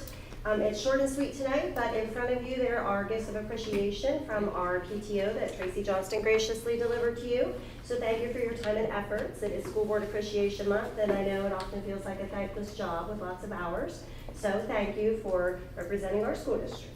Thank you for honoring us. I really appreciate it. Sure thing. And I heard from a 5th grade teacher that shared Corey Neiswanger has agreed to be our engineer for Clarion-Limestone 5th grade science students when competing in the WQED Design Lives Here competition in March at Penn West Clarion. Corey, an electrical design engineer from Komatsu Mining, came to visit with our 5th grade science students and talk about real world insights in engineering and innovation. During the visit, students learned more about the engineering design process and how ideas move from concept to creation and the importance of collaboration, problem solving, and teamwork in engineering careers. Corey discussed with the students what it takes to be successful when working alongside other engineers to design, test, and improve the advanced machinery that helps keep Komatsu the #1 mining machinery company in the world. This experience gave our students a meaningful look at how engineering, teamwork, and creativity came together in a global industry. Last year, our 5th grade students achieved first place in this competition, and our new 5th graders are working hard to achieve the same goal. I'm assuming that was just Craig because she's our 5th grade science teacher. So thank you and stay safe tonight. Thank you. Okay, building representative. Okay, so our generator was just completed. They left at 2:30 today. They did 2 days worth of fire up. I sent you guys that maybe this week. I can't remember. This was last week. But they did 2 days worth of testing. Everything's working as it should. Lee was told something today about the potential for extending our warranty for very little money. The price they said was $800, but the guy's not the salesman. He's the guy working on it. So we are going to look at that. We believe we have 2 years right now, and it would extend it for a couple more. So we will look in that, bring that back to you guys if there's any truth to that, having a extended warranty at a very cheap price. But everything fired up is working fine, so we're good to go now. That was almost a year for that project to be completed. So. Okay, thanks, Brian. Cafeteria representative. She's not here. She went home with the weather. She left everybody cookies. Yep. They give you a little goodie bag. That's a good report. Number 8, administrative reports, business manager. Just something really quick. I wanted to talk about a meeting with Misty at the beginning of February to do our single audit report. She's going to be sending me a list of information that I'm going to compile for her. And then she hopes to get that done, and then she'll have that report ready, hopefully between the February or the March school board meeting. So she'll have that document ready for me to provide to everybody. Will she be coming or? No, I don't believe so. I don't think she came to the last one. Correct me if I'm wrong, but I believe She does sometimes come and present, not always, because she's had some, challenges. But if she can, we'll welcome her in for the report. She has a couple years ago, or last time. Okay, just last year. I don't believe she was here. Yeah, She used to that's- say great, she used to do it, say great words. Yeah. Yeah.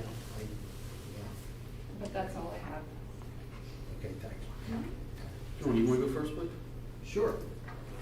So, as I've been updating the board and community and our school for the last several months, we've been under a special education audit this year.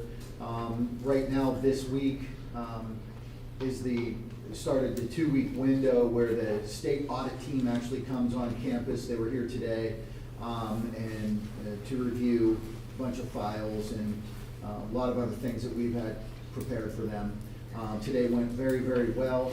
I was very pleased with everything that I heard so far, all the feedback that I received so far, and looking forward to the final report, and anything that we need to improve, we will. The state always finds something. There's no way to be perfect. They'll find something that we need to look at. That's, but at least that's my experience in the last, 26 years of working in schools. It's generally called an audit. However, specifically, it's called continuous improvement. That's the purpose of it. And nobody's perfect.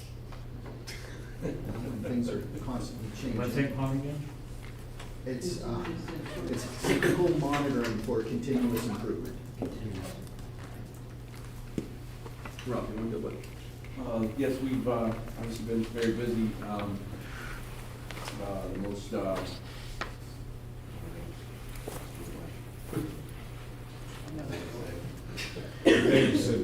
yeah. Yes.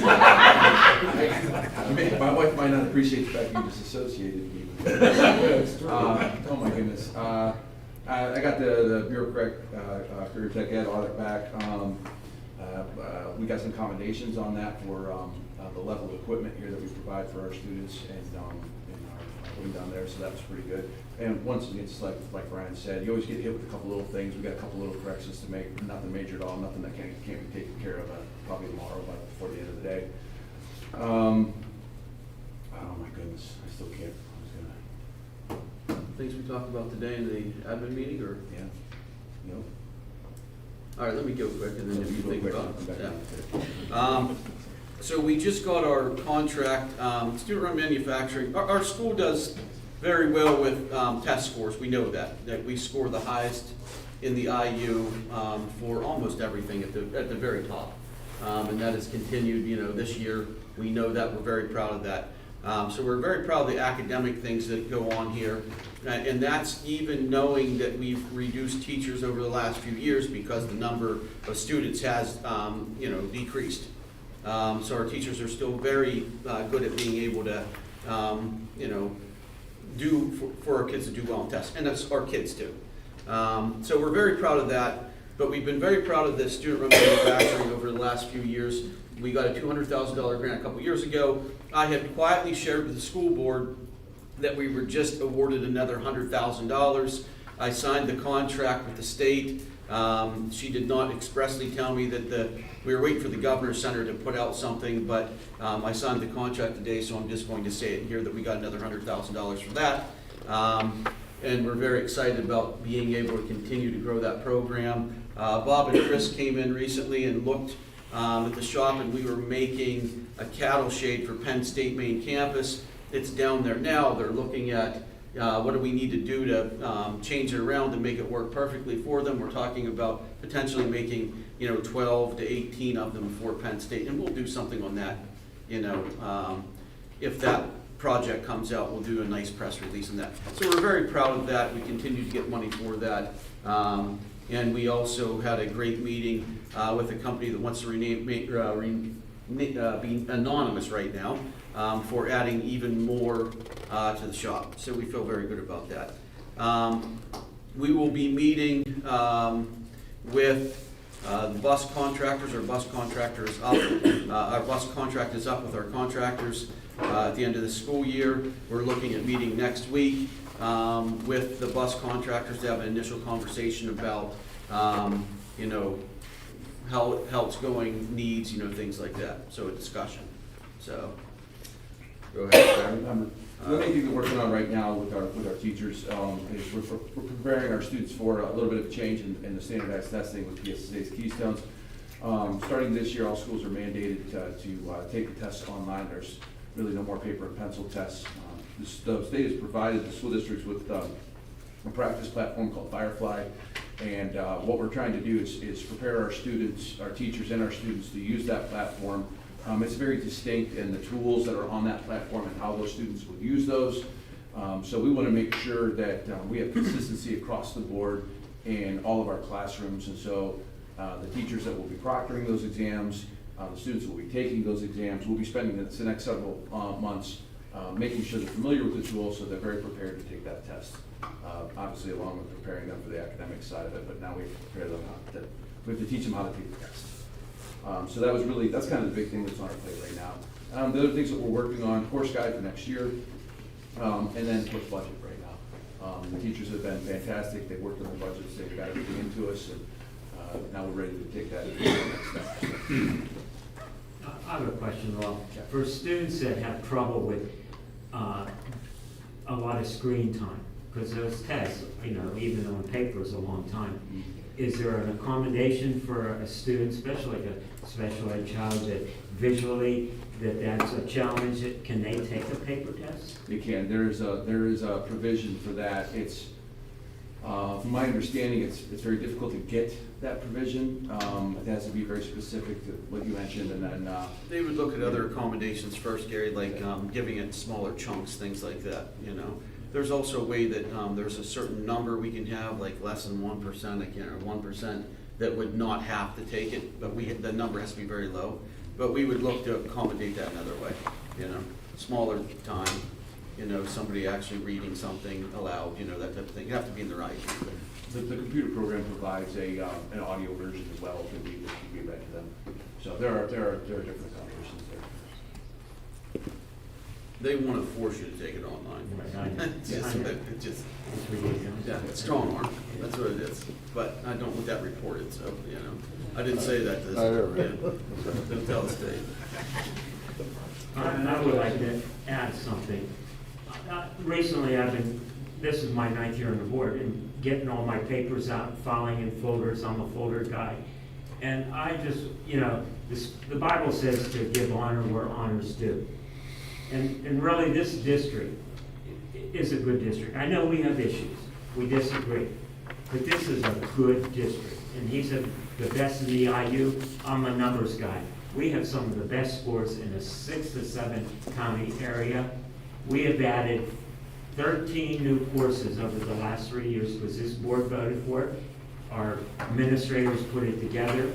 My wife hears a lot. She saw this in other districts, but is out shopping, and she heard from 2 different people from our district saying they're so thankful for our teachers in the elementary and the things that they're teaching them, the programs about our VOAG. A lot of people are saying a lot of great things. I mean, over the last week, probably 4 or 5 people she's run into, and I've run. And even a teacher from another school district said, boy, I wish we had the things that you have at CL and the courses that you're offering and stuff. And also, our co-op, Brad and the athletic director, are combining that our kids have this opportunity when our numbers are so low, that we did these co-ops for certain sport, so we can have a great, with the cheerleading and the band and that. And I want to thank you all, my administration, my teaching, and my support staff. You know, I really feel it an honor to serve. And, you know, the scripture, I just looked after all these years. So I want to thank you all. Thank you, Gary. Brian, I had a question. I didn't hear what you said about the bus. You said there was a meeting coming up? Yeah, we're, next Wednesday, at 6:30. The 28th. Yeah. That's why I asked you. Yeah. I'm not gonna be able to go. Myself, Brian, Marty, and Angela's gonna set in too. And Chris, you're not gonna be there. No, I'm gonna come with you. Okay. I'm not gonna be able to make the career center. Oh, okay, Yeah. good. Is that open to the public? No, I don't think. How about other board members? How was it determined who was going to the meeting? I just asked certain members if they would wanted to come along.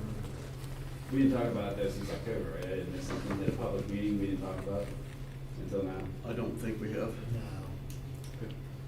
And then if we get something, then I'll bring it back to the board. And you with all the contractors or just our? Yep, every one of them. At the same time? Yep. I sent out that letter that I shared with the whole board. I forget when I shared that. I mean, maybe the beginning of January. So I sent that out to them. I thought you, in that letter, you asked everybody what the Yeah, I don't remember what all I had in there, but I feel like I shared that out with everybody. You guys all saw it, and I sent it out. I never remember seeing anything about the 28th. Yeah, I'd probably put in there, we would be looking for a time that we could do that. And we can decide what, like next Wednesday? Yep. 28 at 6:30. We invited them to meet in January, so we weren't as specific, but we were saying it. Yeah, we want to get it in January so that we can work on, I mean, You looking at the email? Yeah. I would expect that we will hear something, and Angela will have to have time to run numbers. Like, we will have to look at that, and it won't be something that we can do with her, you know, immediately. So we'll get some time, and then we'll share the impact of what that would be, you know, with everybody, so.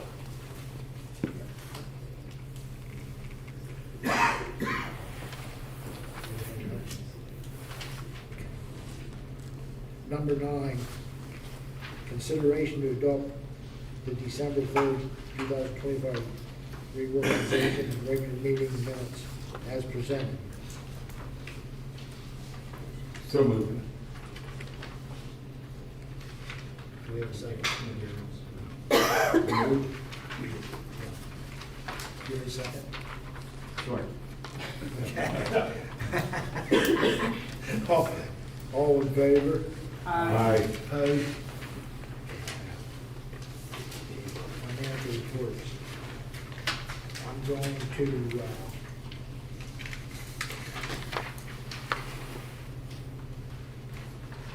I'm gonna put A, B, and C, wrap them together, that's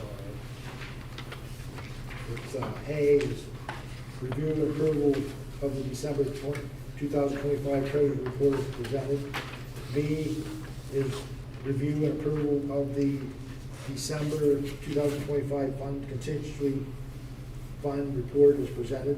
And C is review and approval of the November, December 2025 food service operating statement as presented. Make a motion to approve. Any discussion?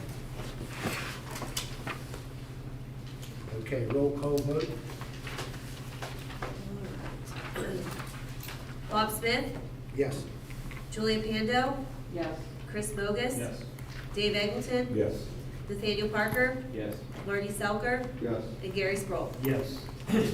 Okay, B, review and approval of the December general fund, capital projects fund, cafeteria fund, activity fund, scholarship fund, bill schedules as presented. Motion. So moved. Second. Discussion? Roll call vote. Bob Smith, Yes. Dave Eggleton, Yes. Julia Pando, Yes. Nathaniel Parker, Yes. Chris Bogus, Yes. Marty Selker, Yes. and Gary Sproul. Yes. Okay, number 11, personnel. Consideration to accept the resignation of Marcy Fentz, the manager of assistant softball coach, effective January 12, 2026. A motion? So moved. Second. Okay. Discussion?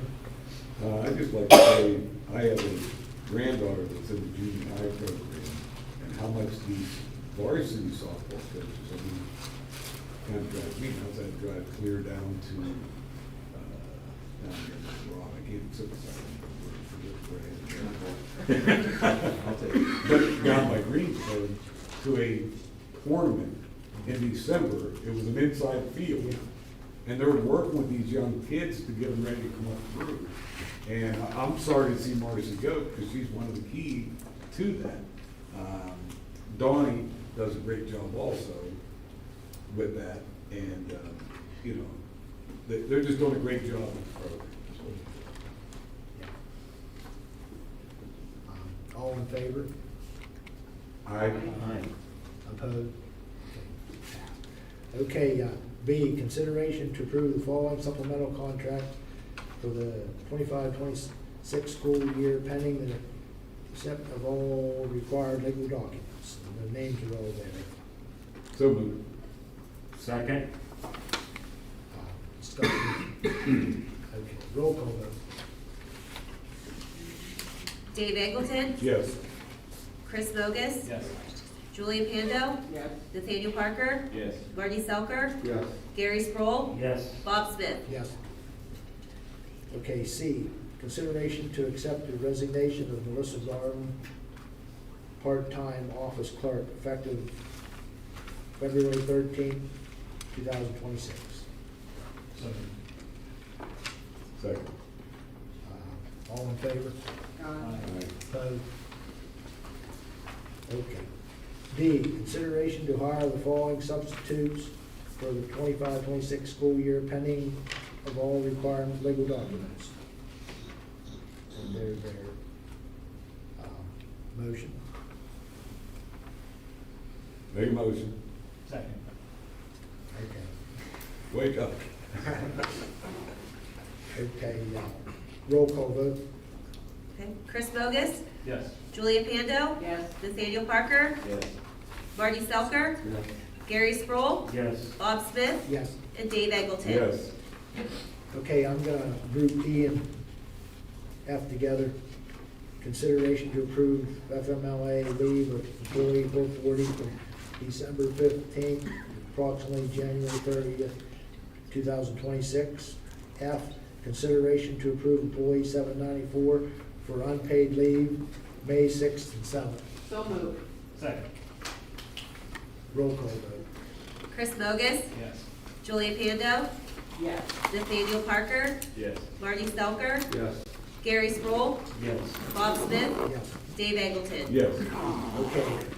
G, consideration to approve the following volunteers for the 25-26 school year, pending receipt of all required legal documents. So moved. Second. Roll call vote. Well, I would like to actually vote on two names separate because I cannot vote in favor of a yes. The third one and number 10.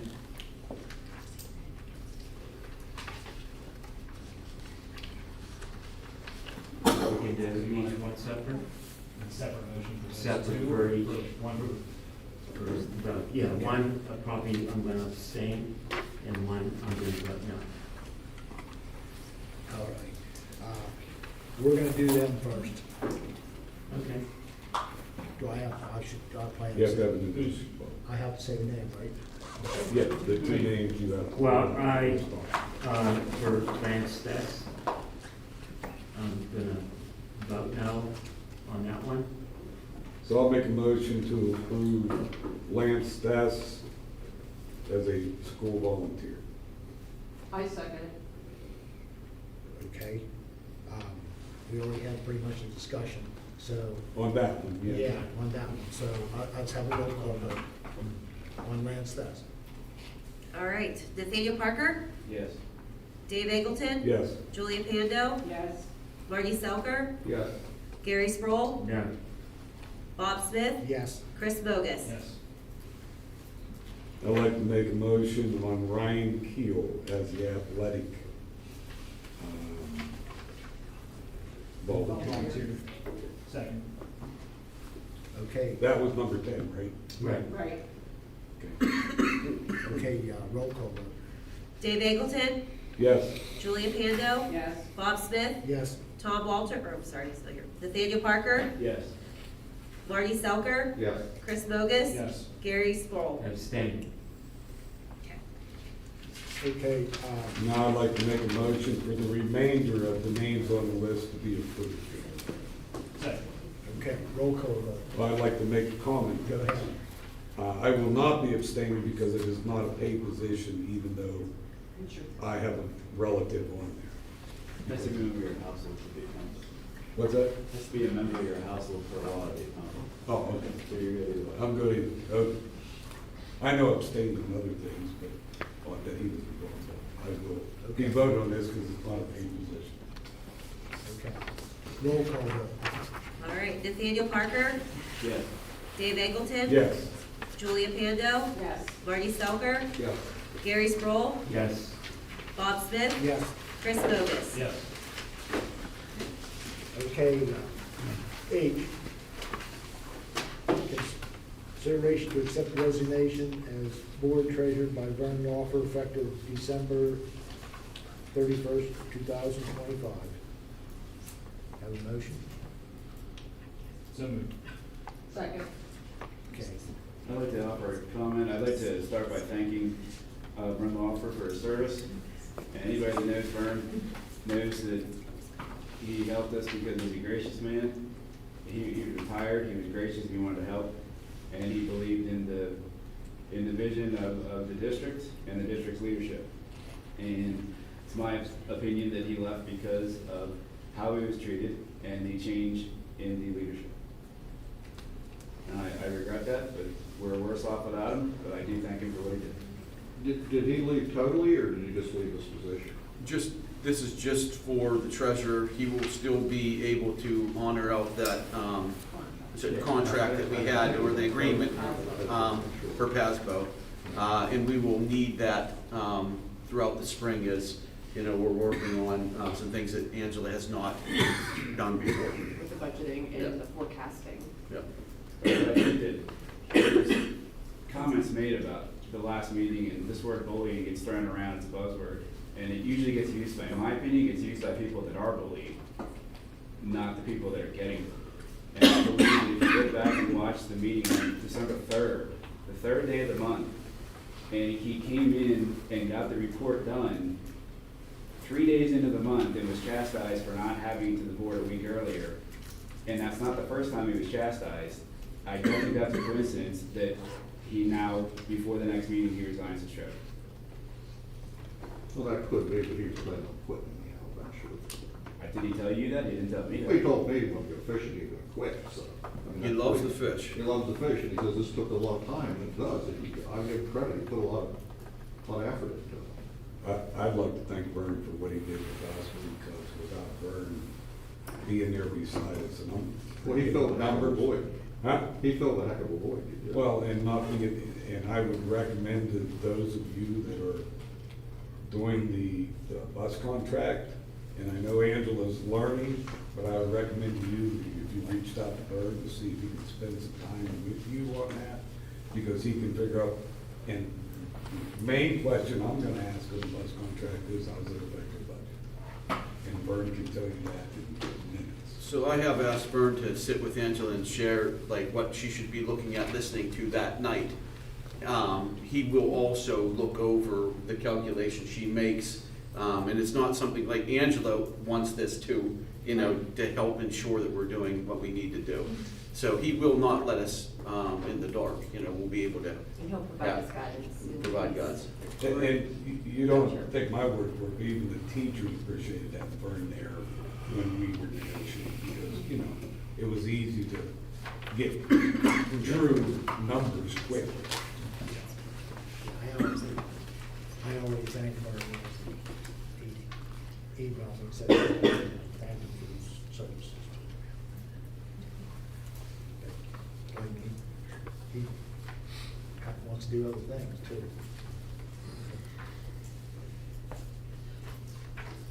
All right. Roll call vote on that. Marty Selker, Yes. Gary Sproul, Yes. Bob Smith, Yes. Dave Eggleton, Yes.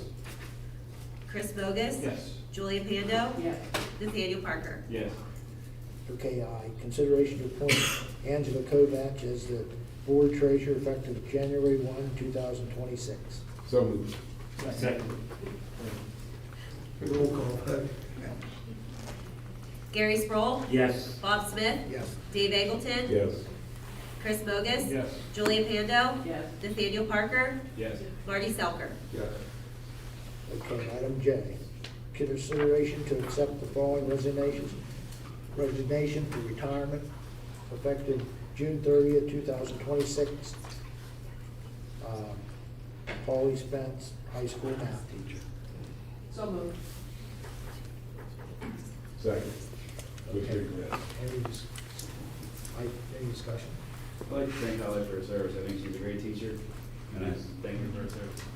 Yep, myself too, I would like to thank Holly for her dedication, for serving here at Clarion-Limestone, and I also would like to thank our teachers for their dedication, because like Gary said, we do have great teachers here. And I'm gonna tell you another story, I've told some of these other ones, but I remember years back, when Tom Wolf was running his first term, first day of school, where did he come? He came here to Clarion-Limestone to see what we were doing and other schools wasn't. So, I just like to thank our teachers. So, roll call vote. Can I say something? Yeah, go ahead. So I talked to Holly today, because she was on here, we had a nice discussion. Holly taught 32 years here, she's a Red Bank graduate. She said her dream job was to get into Red Bank before she started. Yeah. And so she told me this today. And she said, but she believed that she was where she was supposed to be, that God put her in the right place, and she's very thankful for the time she had here. She wanted everybody to know that throughout the years she did SAT prep with students, sometimes just on her own to help. She did the future teachers when we had that for a while. She really enjoyed that. She was the math department chair for many years. She was proud of doing reindeer games, which we do right before Christmas. She helped, put that together. And for the last 10 years, she's been the Bible Club advisor. And this year, she has over 100 students in it. She said somewhere around 60, 70 of those students are from the 6th grade coming over and the middle school we built. So she's very pleased with the impact she's had on that. So hopefully we find somebody to continue that program for us. Yeah, my wife says she will miss her because she's worked with Holly of getting even high school kids to help with the child evangelism that meets at the Asbury Church, where we have 65 kids going to that and this work. And Holly's been a big help. And Holly cares about the total child, which is wonderful. Okay, all in favor? Aye. Opposed? Okay. New business. Number 12, consideration, letter A, consideration to approve the school board to donate mileage to and from board meetings to provide $25 gift for the top 5 students in each secondary class. So moved. Second. Discussion. I just wanted to say, Bob, and I'll amend my motion. Last year, we had several kids that were tied that didn't get the award just because there was more than 5 of them. So I wanted to suggest that we change the language maybe to include all 4.0s instead of just the top 5. Everyone's okay with that? that's for you guys. Yeah. I don't have a problem with it. Okay. Does anybody else have a problem with it? I think we should keep it the way it is and just be top 5. It's the way it's always been. I don't see a need to give everybody a trophy. Every 4.0 for the entire year? I think. What year are you talking about that? I think we need to look more at the context though, is because if it's a lower year and we don't have the weighted courses and we've got half the class that has the 4.0 or whatever your criteria is, I don't think it's meaningful for the students to get in the class with more an award. If it's top 5, that means something, because to me, I don't care if they have 15 kids in the top 5, that says something.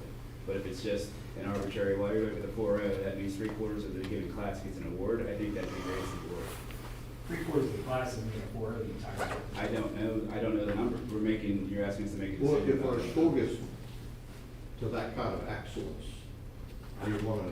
How many track students them. did we have at 4.0 in the grade that he's talking about? There were probably 4 It has to be in the lower grade at least because 5. the rest There's has about to 10. be.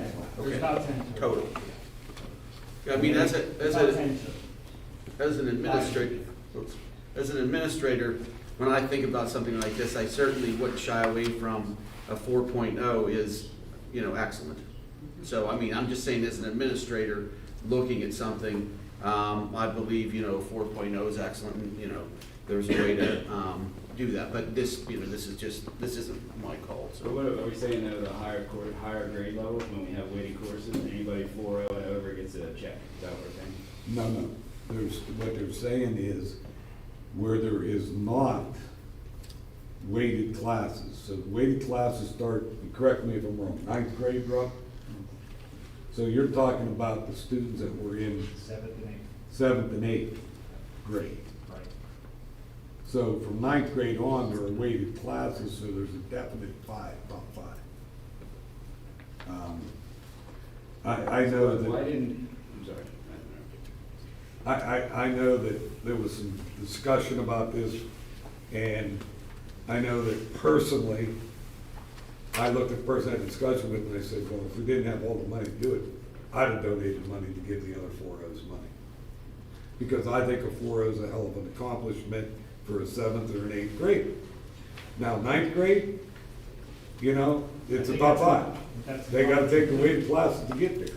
Yeah. But there's no way to get higher than a 4.0 in 7th and 8th grade. Well, how was the determination made? That's my question. So there would be, like, I don't have Jeff here to ask right now, but there was criteria that would have separated out the top, and it would have been very close, but it would have been criteria that helped for the top 5, even though those grades were still, perfect.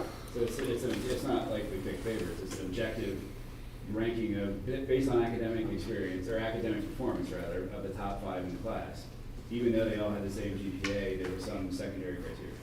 There's definitely criteria that made it, so that it was measurable, but. As a percentage, right? 4.0 goes anywhere from 93. 93 up.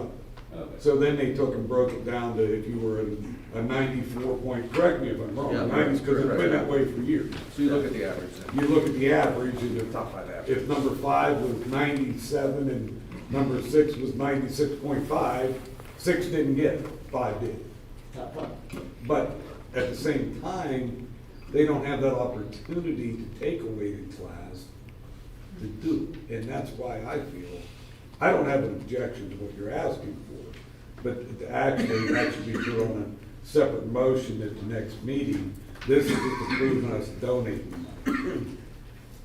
To do it correctly, it should be put on a motion at the next meeting, because we can't amend this one yet, because we've already asked for that.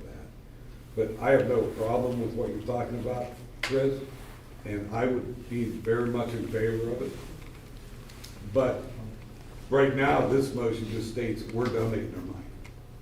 You'd have to change that at the next meeting. I kind of figured it out. I know because some of us drive a distance Right. that's about 30 miles for one meeting.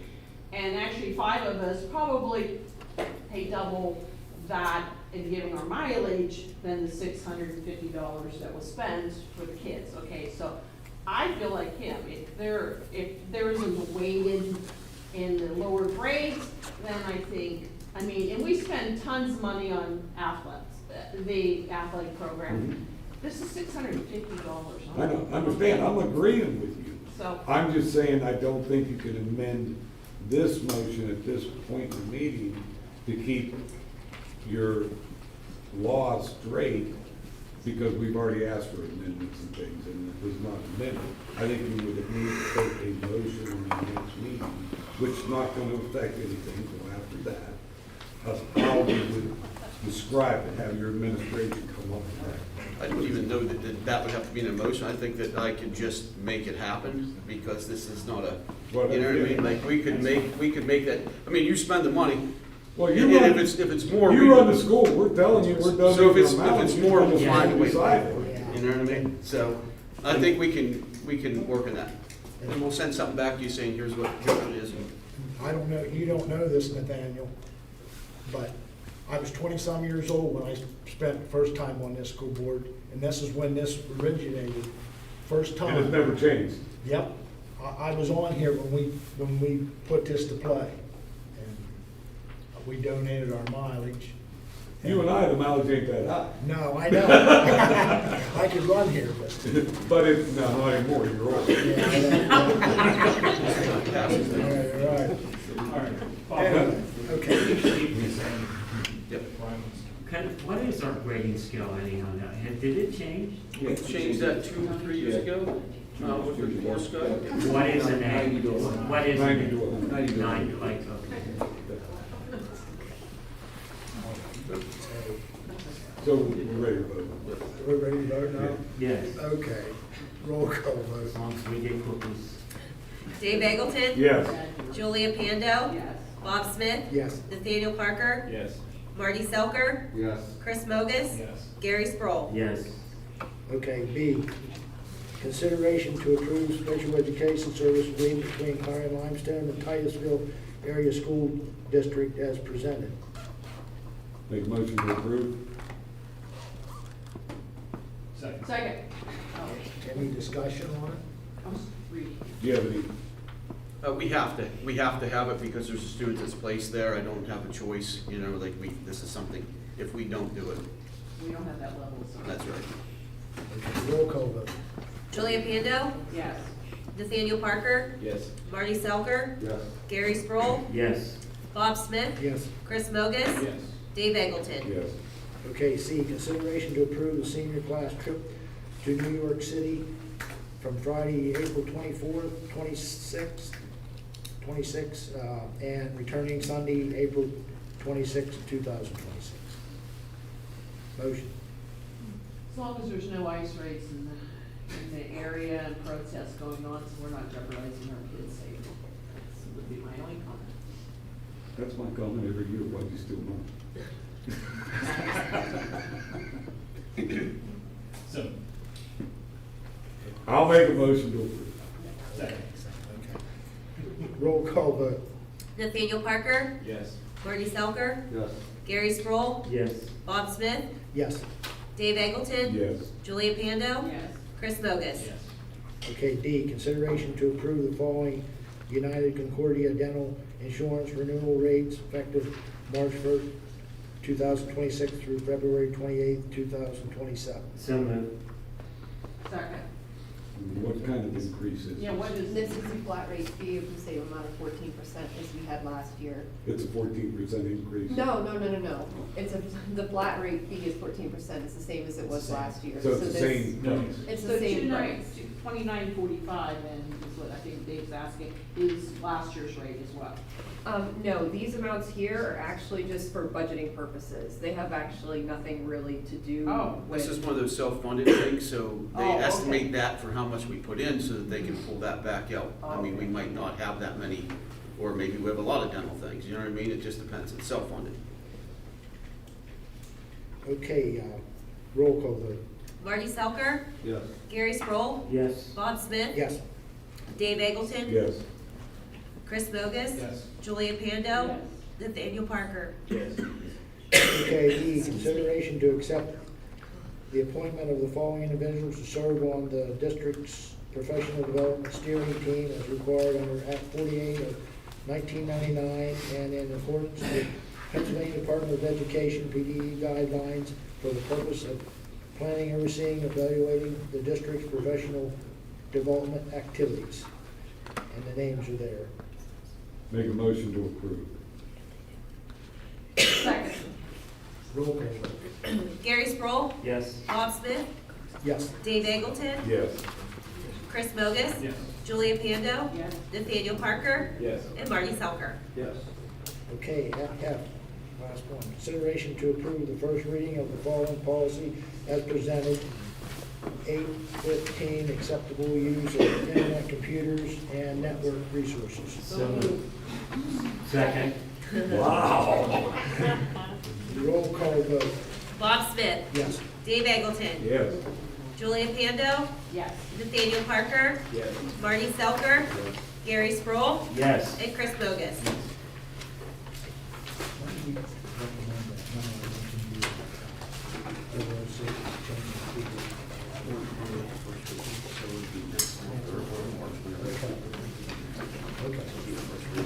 Okay. Any old business? There's no executive sessions. And before we adjourn, I just like to thank all the board members for being honored this month. And I would like to go a step further and thank another board member. She don't know I'm gonna do this, but Julia Pando. People don't realize this, but she's a retired military veteran. And she put her service into this country, and people don't know this, but she was a military nurse. She was a nurse like my grandma was here at this school. But not only that, Julia was in there whenever Desert Storm was going on, and she worked in military hospitals. I'd just like to thank her for her service and thank her for her service for the school board. Bob, I'd like to make a recommendation, because it was just open discussion right now, is that correct? Yeah. That we look at and I made this recommendation years ago. We did it the first year I came back on the board. When I was board president, we did it at least once, maybe twice. I don't know whether you got to go through it your first term on the board back in, when you were 20 or not. Yeah. But I recommend that the board or look into what's called a Team of 10, which is a PSBA-sponsored training, and what it does is it says exactly what the school board should be doing and shouldn't be doing. And I think that the Team of 10 is one of the best training I've been through as a school board member. Gary, you've been through it. Nathaniel, I think you was through it once. But we have 3, 4, 5 other board members that have never been through it. Where did you go? They come into you. Yeah, so like this time, this is different, is that different? I know when I was on the first time, we went all around different No, places. no. You can do a Team of 10 meeting, and what we offered when we did it, I'm gonna say it was 4 or 5 years ago. We offered if Clarion wanted to pay half the cost, their board could come also, but they already had it scheduled. But I would recommend very highly to bring the board together, that we look at the training of the Team of 10.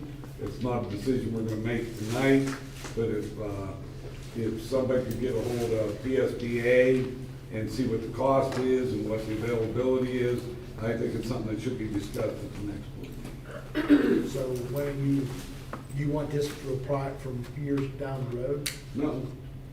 For this year? Yes. You got a lot of new board members, and it's very important to Yeah, know what I the know Team of that. 10 is. Like I'm going over the IU from my PS. That's totally Is that totally different. different? Yeah. It's, Yeah. it's more about working together. Yeah. And, you know, we're here for the kids and that type of thing. Clarion does something similar every summer, and and they have a board that, you know, is frequently the same people, they do it every summer.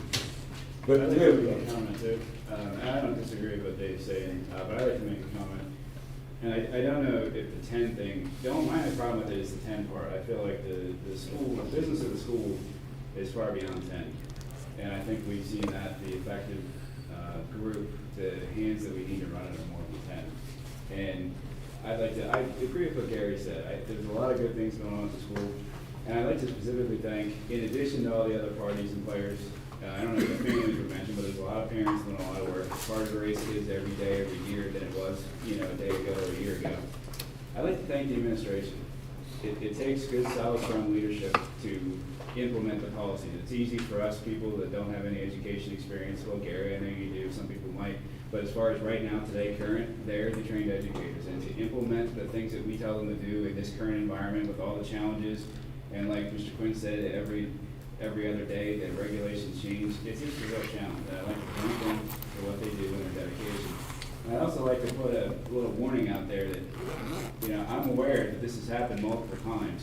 Right here, where people use the word bullying when it's really actually called accountability. And when you have somebody that's a supervisor or a person of authority and they hold you accountable or they discipline you, if you don't like the discipline or you don't like being called out, you call it bullying.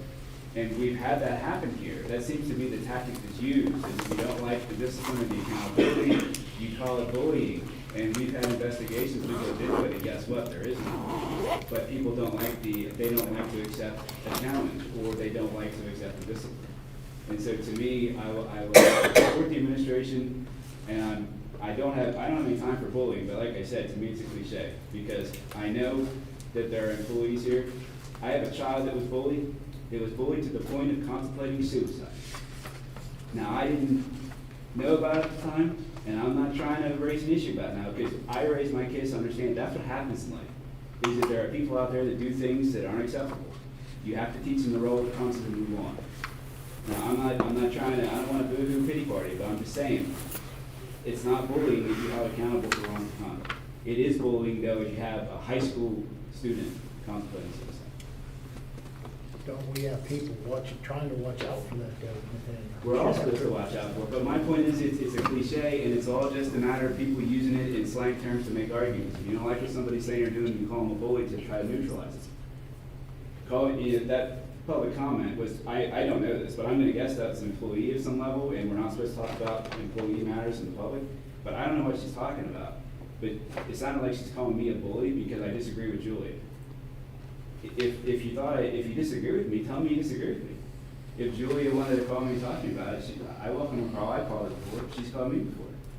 But to just call me a bully and try to neutralize me and make me afraid to talk, it ain't happening. I'm going to stand up for what I think is right and do what I think is best for the children of this district. I agree, and you're gonna see the same for me. If I have something to say, Nathaniel, I'm gonna say it too. Absolutely. Right, It and has if to. somebody calls you a bully, you're still gonna say it, right? Well, exactly. Right. And that's why I'm saying, if it is going on here, this has to stop, and it will stop. And people, we gotta watch out for this stuff. We do have a great school here. I agree. We got a great nucleus, but the problem is that it seems like when people try to make changes, it always depends on who you know. And if you know the right people, it doesn't matter whether you're telling the line or not. And I don't think that's the way it should be. I think it should be an objective criteria for everybody. I would ask that we take a few minutes after this to have an executive session to talk about my employment, which I believe I have the right to do. So I would ask that we take a few minutes to do that. I want to add something before we leave too. Bill, I do thank you for bringing up an issue that's talked a lot lately in the county. I hear a lot about a feasibility study on enrollments and combining school districts. But, you know, one thing I will never vote for, because we are a successful school district, is combining the school district over sports. So we get, it's sports. You know, a school district's like a great dessert. Look at a pie, okay? The school is about academics. It's about the staff, the administration, the teachers, the support staff, our custodial staff, our cafeteria are like the crust. The filling of that pie is the academics and our students. That's the most important part. The ice cream on the side are the clubs, the activities, all the things that take place. The sports are like the whipped cream on top. It just adds a fluff. But if we're combining school because we want our kids to be part of a sports, program, it has to be about academics and finances and what's best also for the taxpayers and for our kids. May I answer that? Yeah. I have no problem with what you're saying. I agree 1,000%.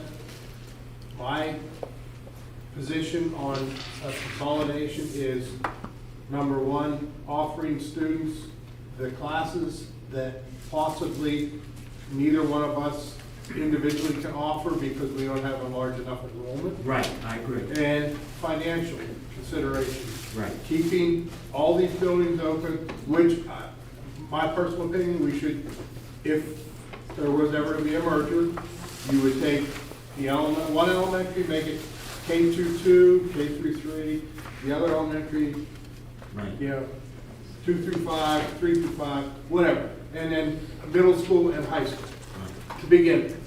Then when the time comes when you can do new buildings, then you consolidate down. Right. But no, sports is not a consideration in my mind. Right.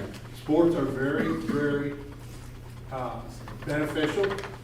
They teach children a lot of things, how to interact with other people, how to handle success, which some people aren't good at handle success, how to handle failure. But it's the academics that drives it, and finance Yes. is second. And that's what it should be all about. Because we got a letter a year ago, and it really upset me because I talked to the person constantly, don't do this. We just had a new business manager, cyber and charter school funds are killing us, and stuff, and wanted us to spend money for a feasibility study to combine school districts because the kids are in another school district, so it can be, and I just said, this is not the time, don't do it, but they did it anyhow, and that really upset me. It has to be about kids and academics, and like I said, we're very successful. Oh, I understand that, and I agree with that 1,000%. But we also have to realize that our enrollment perhaps is going to bump here a little bit. Right. But the overall projection through 2035 is for it to drop to right around 600 students. Now, I see Clarion's is supposed to increase. I don't know if that's Section 9 or what. I wouldn't know. What causes that? Because they were on the same spiral we were. That's my concern. Sports are important. Band is important. Drama is important. All that stuff is very important. But it's academics and getting our students what they need to have to be successful in the future. Right. Okay, thank you, Bill. I'd like to make a motion for adjournment. Second. Aye. Aye.